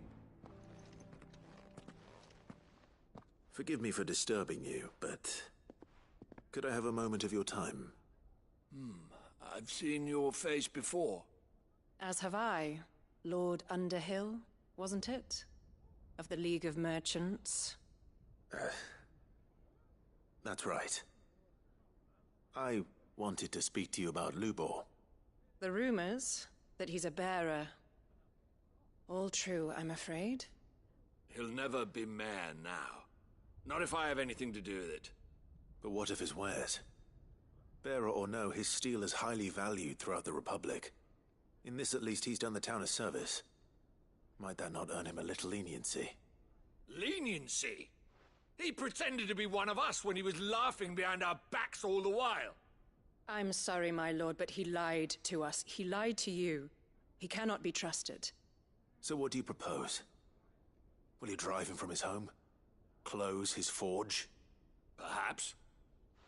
That is a question for the people of Dalimil, and they will thank you not to get involved.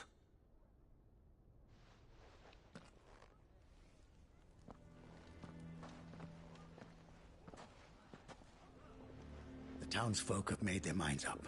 There was nothing I could do. Nor I.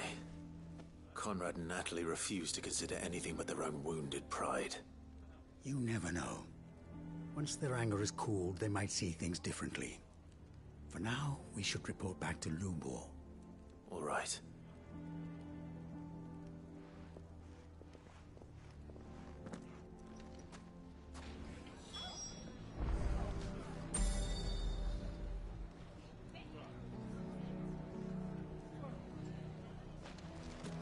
Why the hell would Victor take the bearer's side? I assume the situation is hopeless? There's still hope.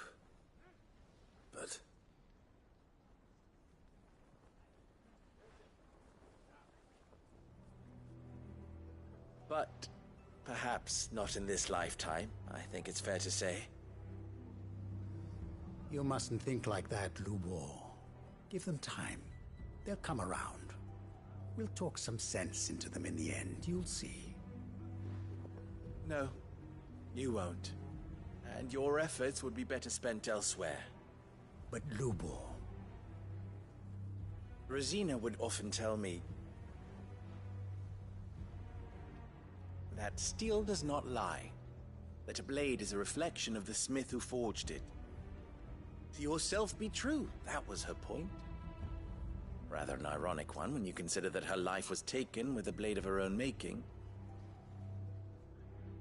But I do not doubt that she was always true to herself and what she believed in, right to the end. And so must I be. I must do what I know to be right, no matter what others might think of me. And now, I know what that is. I must embrace my new role of villain so that the people of Dalimil have something to unite against. For only united can they hope to stand against the threat that awaits them. I'll need to make a suitably dramatic exit, of course. Don't go, Lubor. You're the only one who was ever kind to us. We'll be all alone. Again. Trust me, little ones. It is for the best that I go. Not only for the town, but for you, too. How could it possibly be for the best? These children need you. The least you can do is give the townspeople a chance to change their minds. I would not take it, Victor. It's over. Over, you say? And so just like that, you're going to throw this town and these children to the wolves? I thought you were better than this. But it seems you had me fooled as well. Victor. Forget it. Do what you will.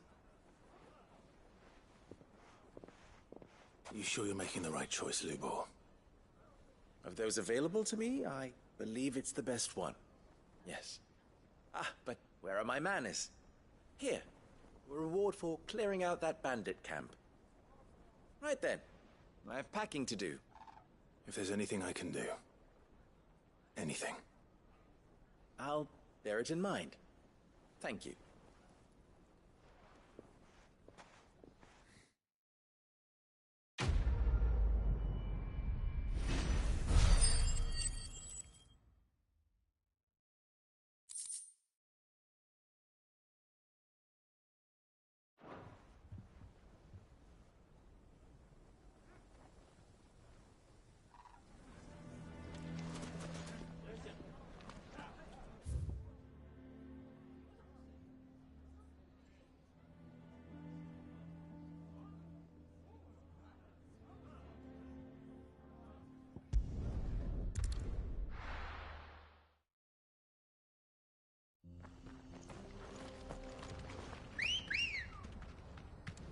Come on.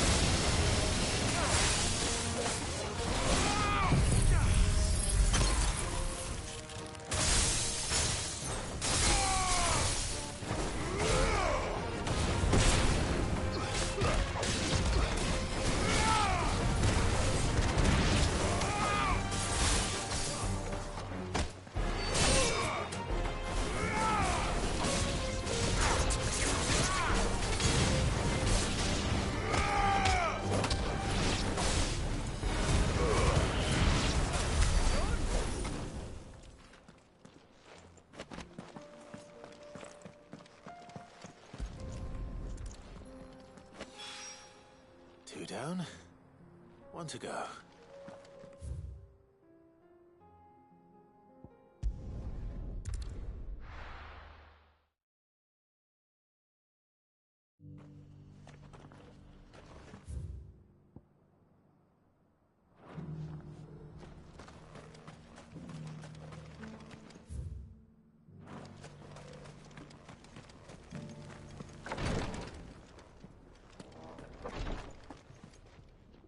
Lord Rosfield, is there aught the Undying might assist you with this day? Perhaps. My brother said that your order was helping him with his quest to uncover Ultima's origins. Have you learned anything of note since last we spoke? Little unless, I regret to report. I see. Be assured, however, that we will not rest until the truth is known. Even now, our archaeologians scour ruins in every corner of the realm for traces of Ultima's touch. Fallen ruins, I take it. Dating back as far as Phoenix Gate. Indeed. Ultima's thralls are oft sighted among the remnants of the fallen civilization, as if protecting the secrets concealed within. Secrets we'd see unearthed. Should our methods be of interest, my lord, mayhap it would please you to observe some of our number at work. Would that be possible? Of course. A survey is being conducted not far from here. Perchance you are familiar with Kretov, a small hamlet built around a fallen airship. I was due to visit my colleagues there to collect their preliminary findings, but if you would consent to do so in my stead, I'm sure that they would be honored to relate any discoveries they have made to you directly. All right. I'll go and meet with them. They will be most gratified, I am sure. Might I suggest you take the road through Titan's Wake? It will lead you straight to the village after but a short walk. Thank you. I will. I wish you a safe journey, my lord. May the Firebird's flames burn ever in your heart.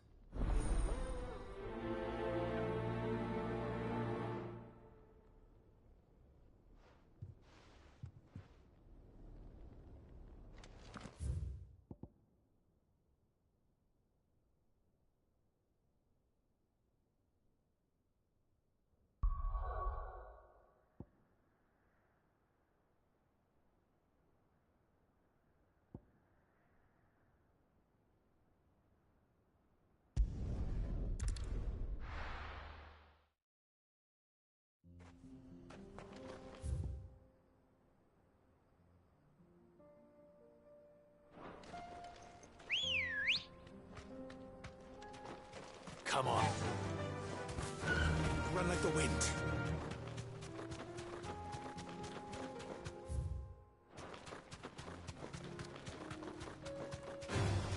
All right.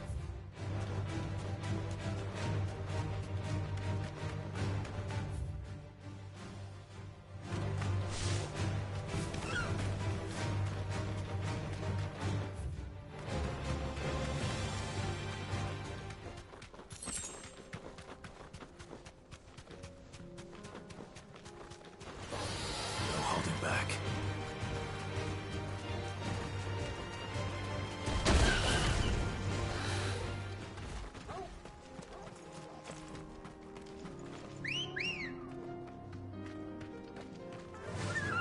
Fly, Ambrosia.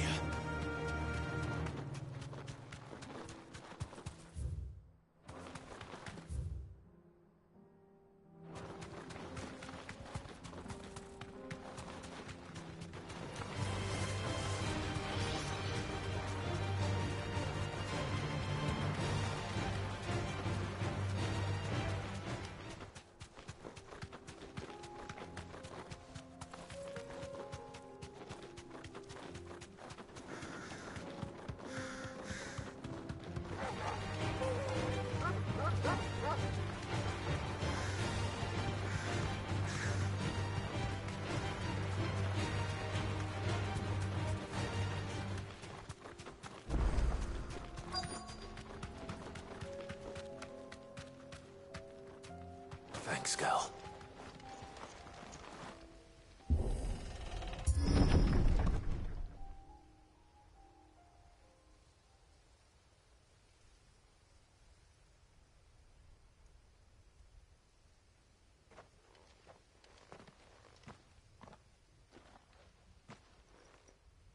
Oh no.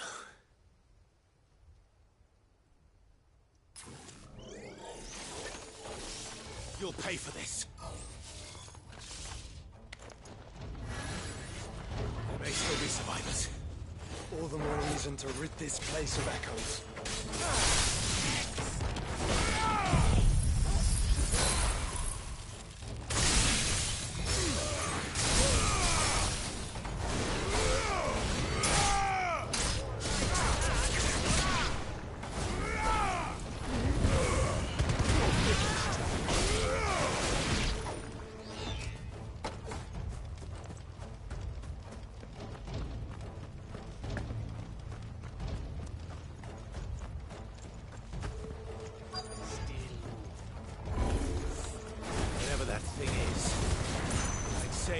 leader.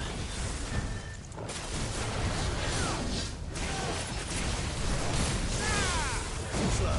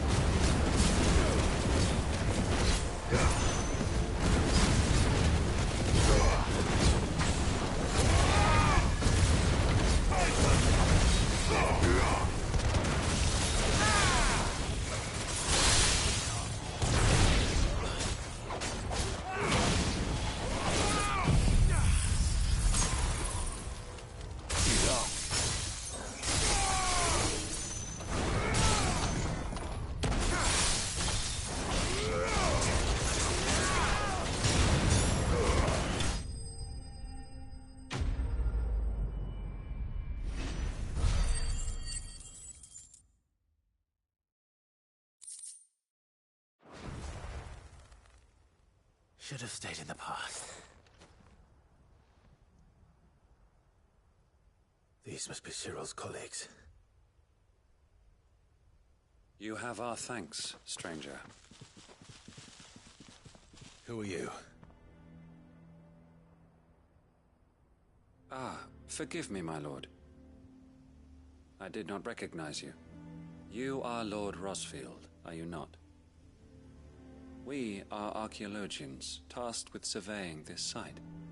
When the echoes appeared, our brothers here occupied their attentions. Thanks to them, and to you, we were, for a mercy, able to see our duty to its conclusion. You call that a mercy? Your brothers might still be alive if you put their safety before your duty. Surely this survey wasn't worth dying for. We are charged with uncovering Ultima's origins. A duty of the highest import, as I'm sure you will agree. And you think your dead brothers would agree with you too? I know they would. They gave their lives for the cause, an honor to which all Undying aspire. Now, to what do we owe the honor of your presence, Lord Marquis? Cyril told me of your work here, and I agreed to collect your findings in his stead. I see. That is most kind.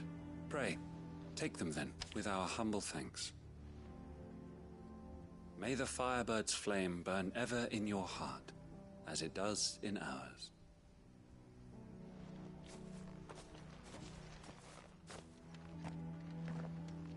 It's one thing to lay down your life for another, but for a survey...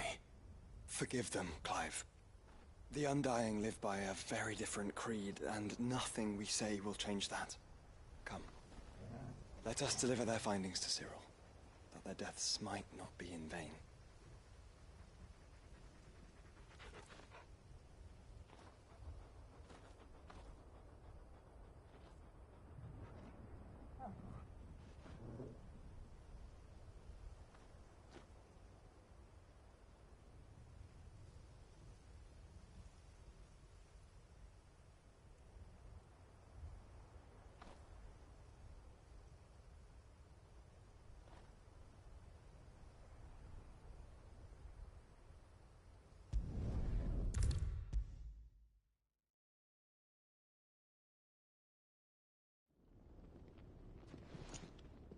Ah, you are returned, my lord. I collected your colleagues' preliminary findings.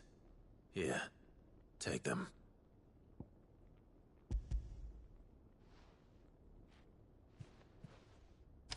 My thanks.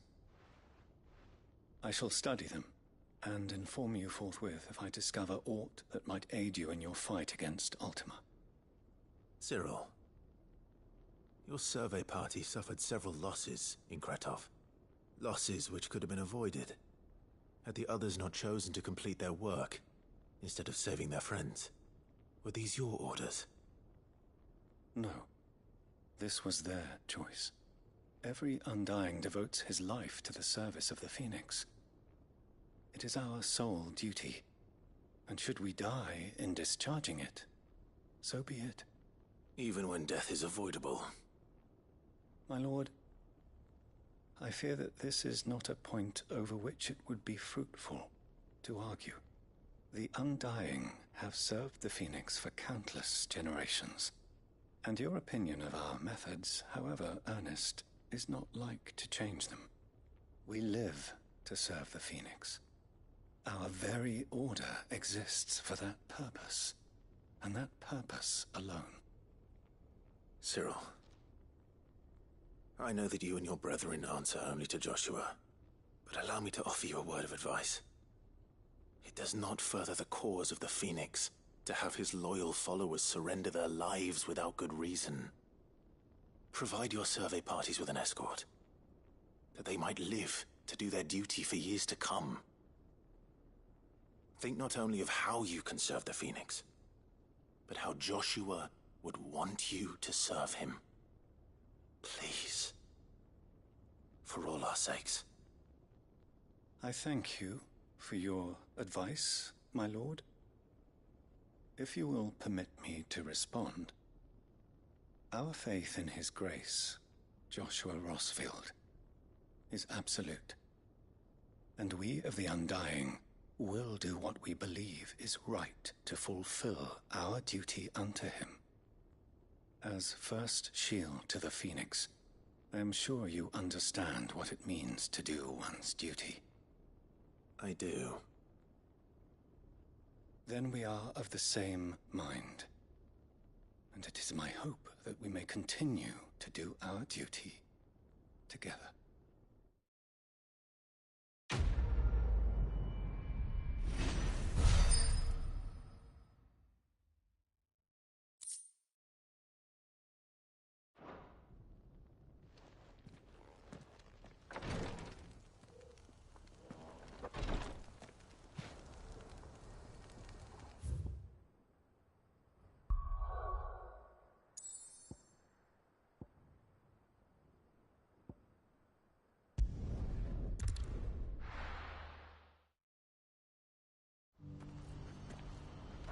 What's happened? The guards at the gate are in a right old panic. Ah, Clive. You'll be pleased to know that the negotiations are progressing well. That is good news. Yes. Our comrade in Randala has just sent word that the contract should be signed very soon. But I still have much and more to prepare. It's a huge undertaking moving this many bearers at once. You couldn't do me a quick favor, could you?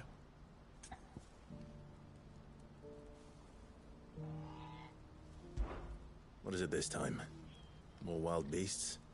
Nothing like that. I just need you to go over to the caravans and ask El how long we have until the bearers arrive.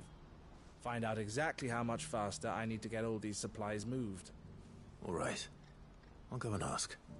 Thanks, Clive. I owe you one.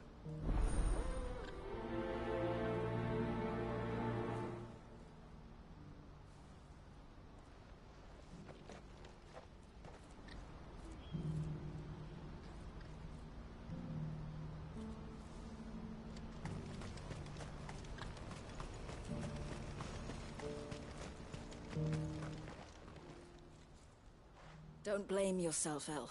This is their fault, not yours. I know, but... No buts about it, all right?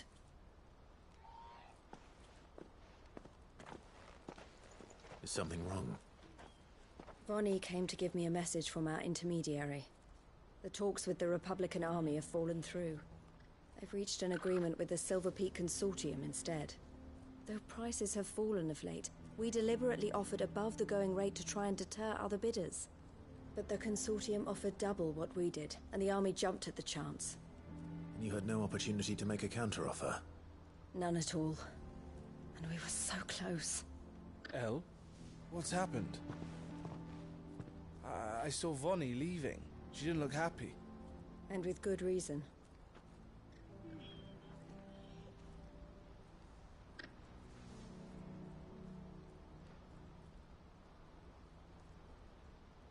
But I thought we were the only ones the Fist was speaking to about the bearers. How did the Consortium even find out about this? It's not so surprising. They have ears all over the Republic.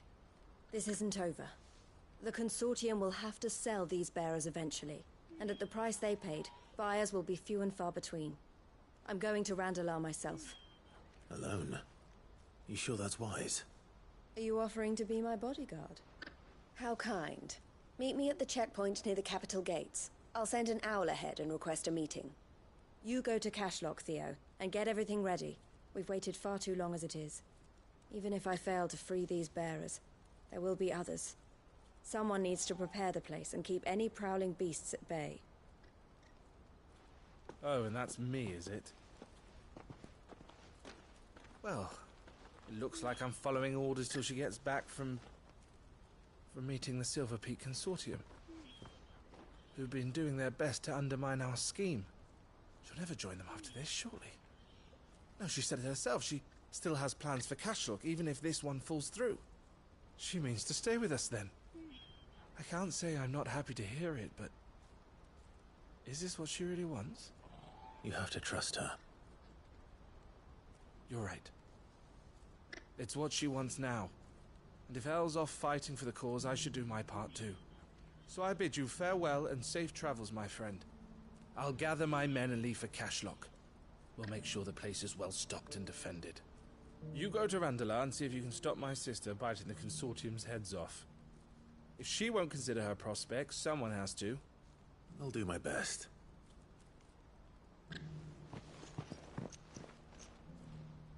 All right. To Randalar, then. And better not keep Eloise waiting.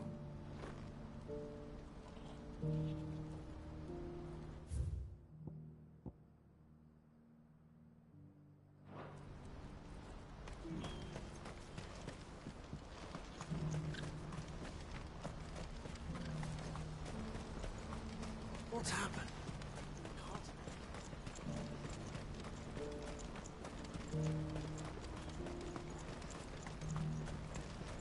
What I wouldn't give for a hot meal. Looks like this is the end of the road for us. Are they gonna let us through?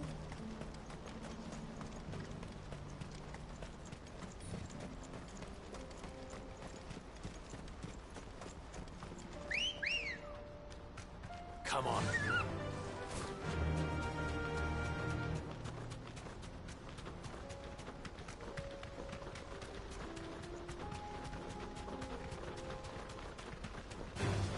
Time to fight.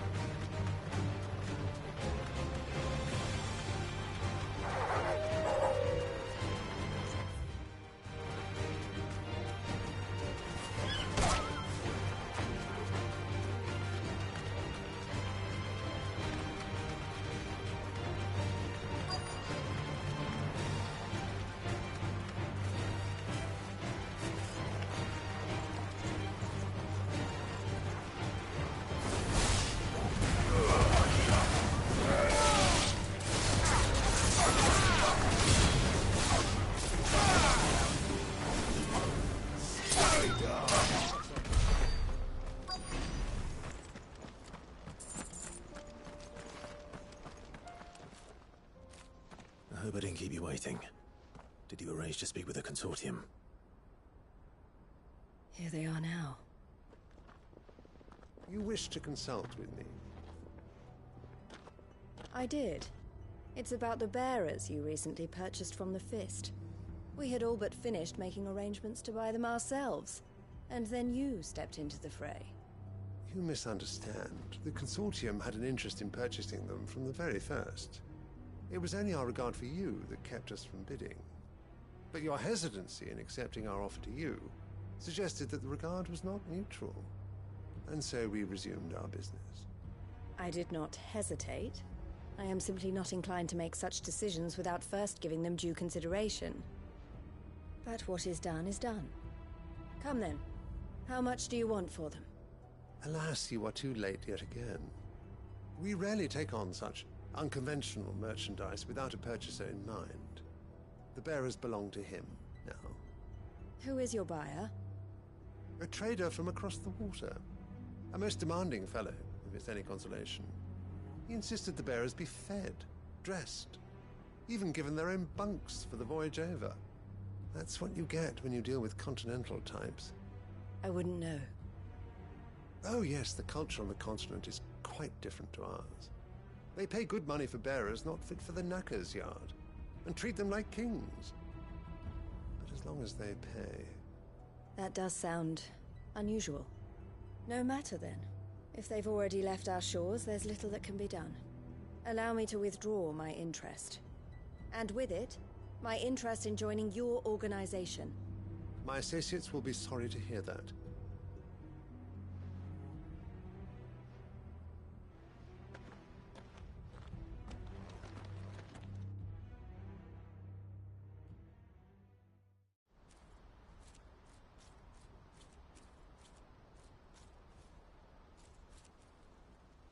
I'm sorry you weren't able to save them. As am I. But I only have myself to blame. He was right, you see. The Silver Peak Consortium did intend to buy those bearers before I did. Their representative hinted at a possible purchase when he came to recruit me. I feigned interest in joining them in the hope he might be encouraged to tell me more. And he did just that. As soon as he left, I sent my own offer to Randalar. So you never... No. I entertained the Consortium's proposal solely so I could learn more about those bearers. But I was a fool to think they wouldn't find out. I knew exactly who I was dealing with. You tried. I did. And if what he said was true, the bearers are to be well treated. Which is something, at least. But they deserved more. I wanted so badly to see them freed. Eloise! Eloise! Word from Cashlock. The village is under attack. A pack of beasts have come down from the mountains, and there's a dragon at its head. Theo and the others are trying to hold them off as best they can, but the odds are against them. They need help, and fast. Theo! I'll go on ahead. Thank you, Clive. I'll gather some men and join you there. Just... make sure he's safe.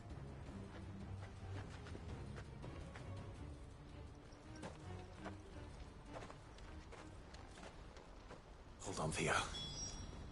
I'm coming.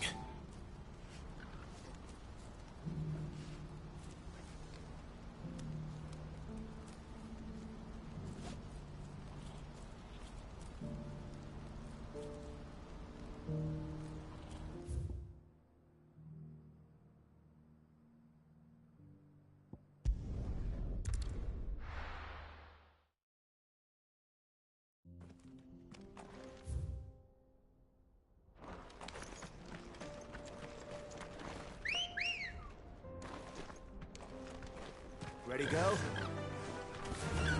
Run like the wind.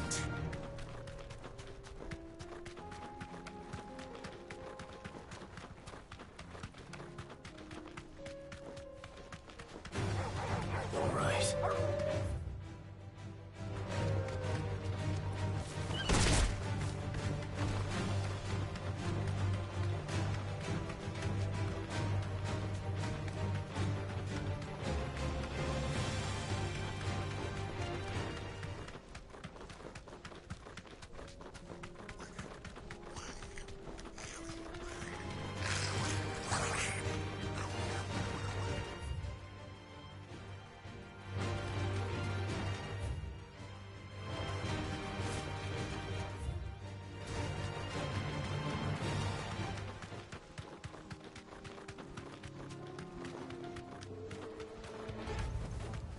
That'll do, girl. What's the situation?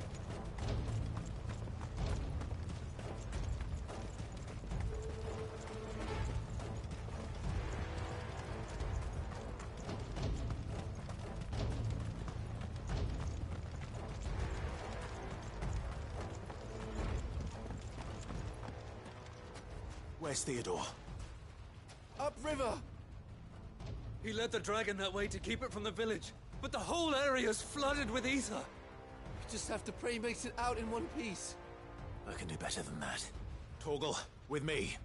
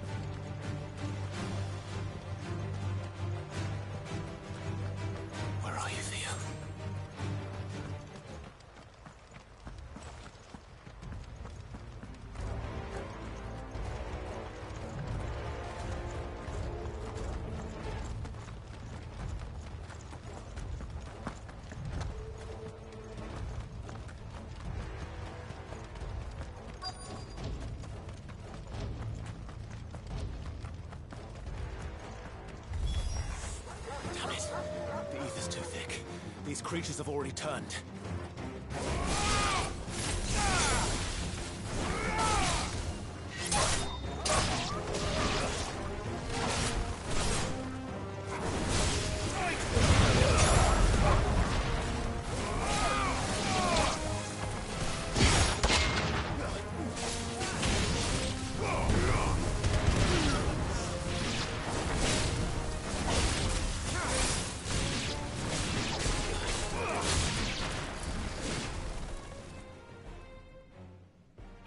Any more time. I need to find Theodore before that dragon does.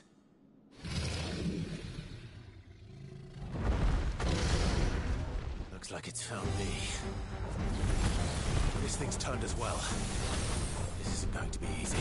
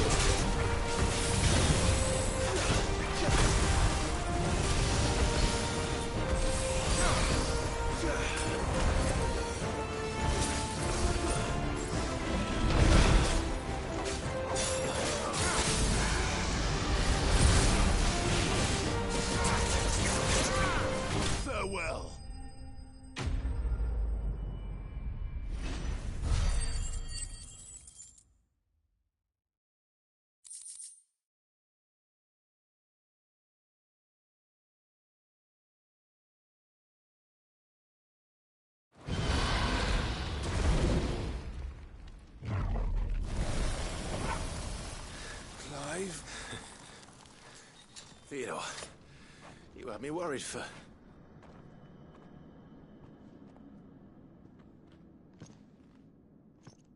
We have to get you out of here.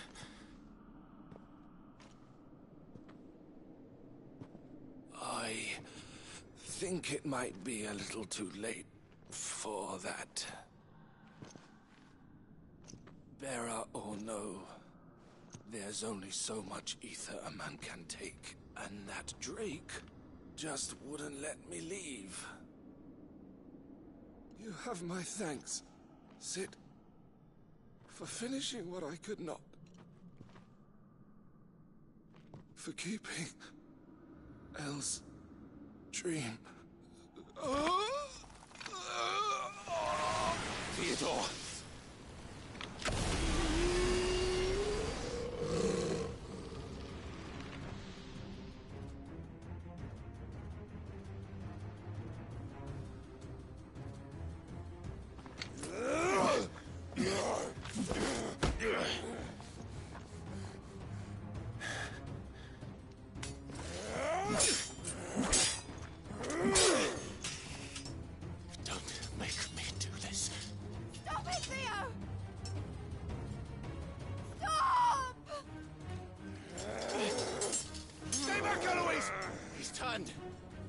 So will you!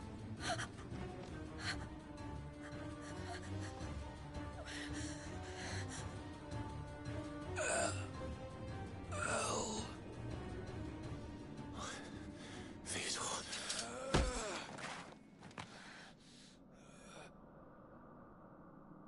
Take care of my sister. Theodore. Wait.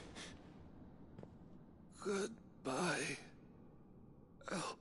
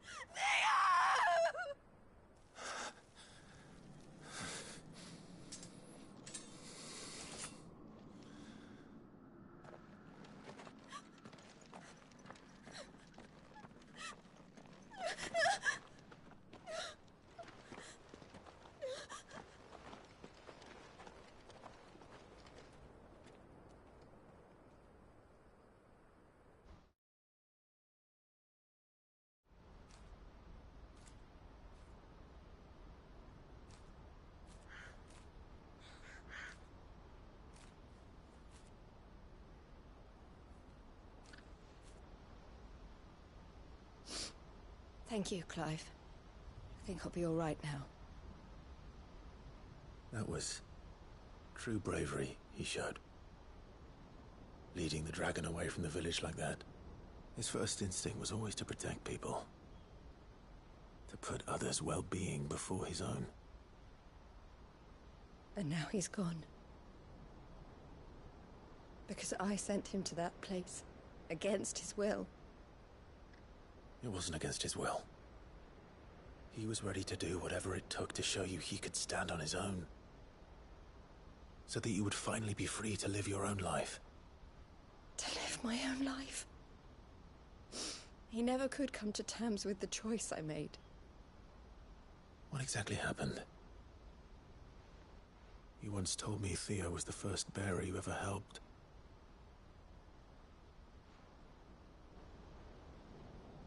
We grew up in Canva. We were born to one of the great trading houses. And I was chosen to inherit the family business. I had my father's head for figures, you see. Theo did not. While I studied the art of commerce, he played at soldiers instead. A late bloomer. In more ways than one. For unlike most bearers, it wasn't until his 15th summer that his powers awakened. My parents tried to drive him out of the house and into the care of the constables. But before they could, I took him into mine. Theo told me something else. He clearly admired your devotion to the cause of freeing others like him from slavery. But he said you deserved a better life than this. He wanted to free you from what he called your bonds, just as you freed him from his. I would be lying if I said I had not wondered from time to time how much easier my life might have been if I had allowed Theo to be taken and devoted myself to the family business instead.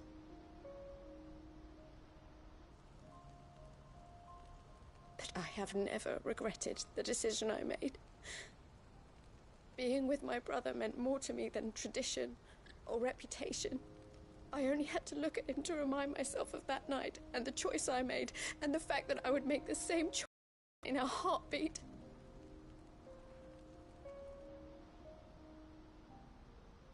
He was never a burden.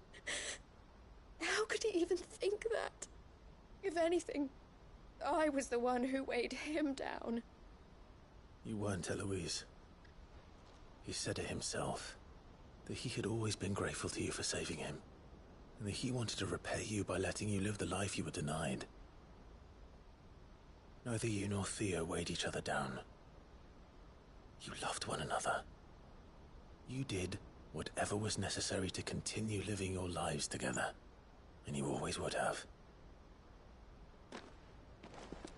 You're right.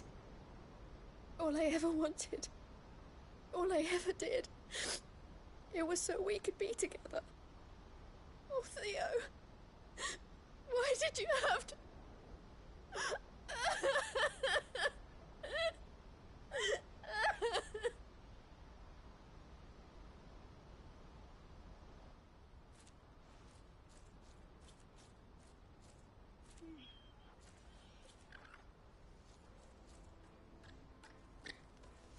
I know Theo wanted me to move on, but I'm staying here at the Crimson Caravans to continue our work. We can make a difference here. We can help people, save them. I need nothing more from life than that.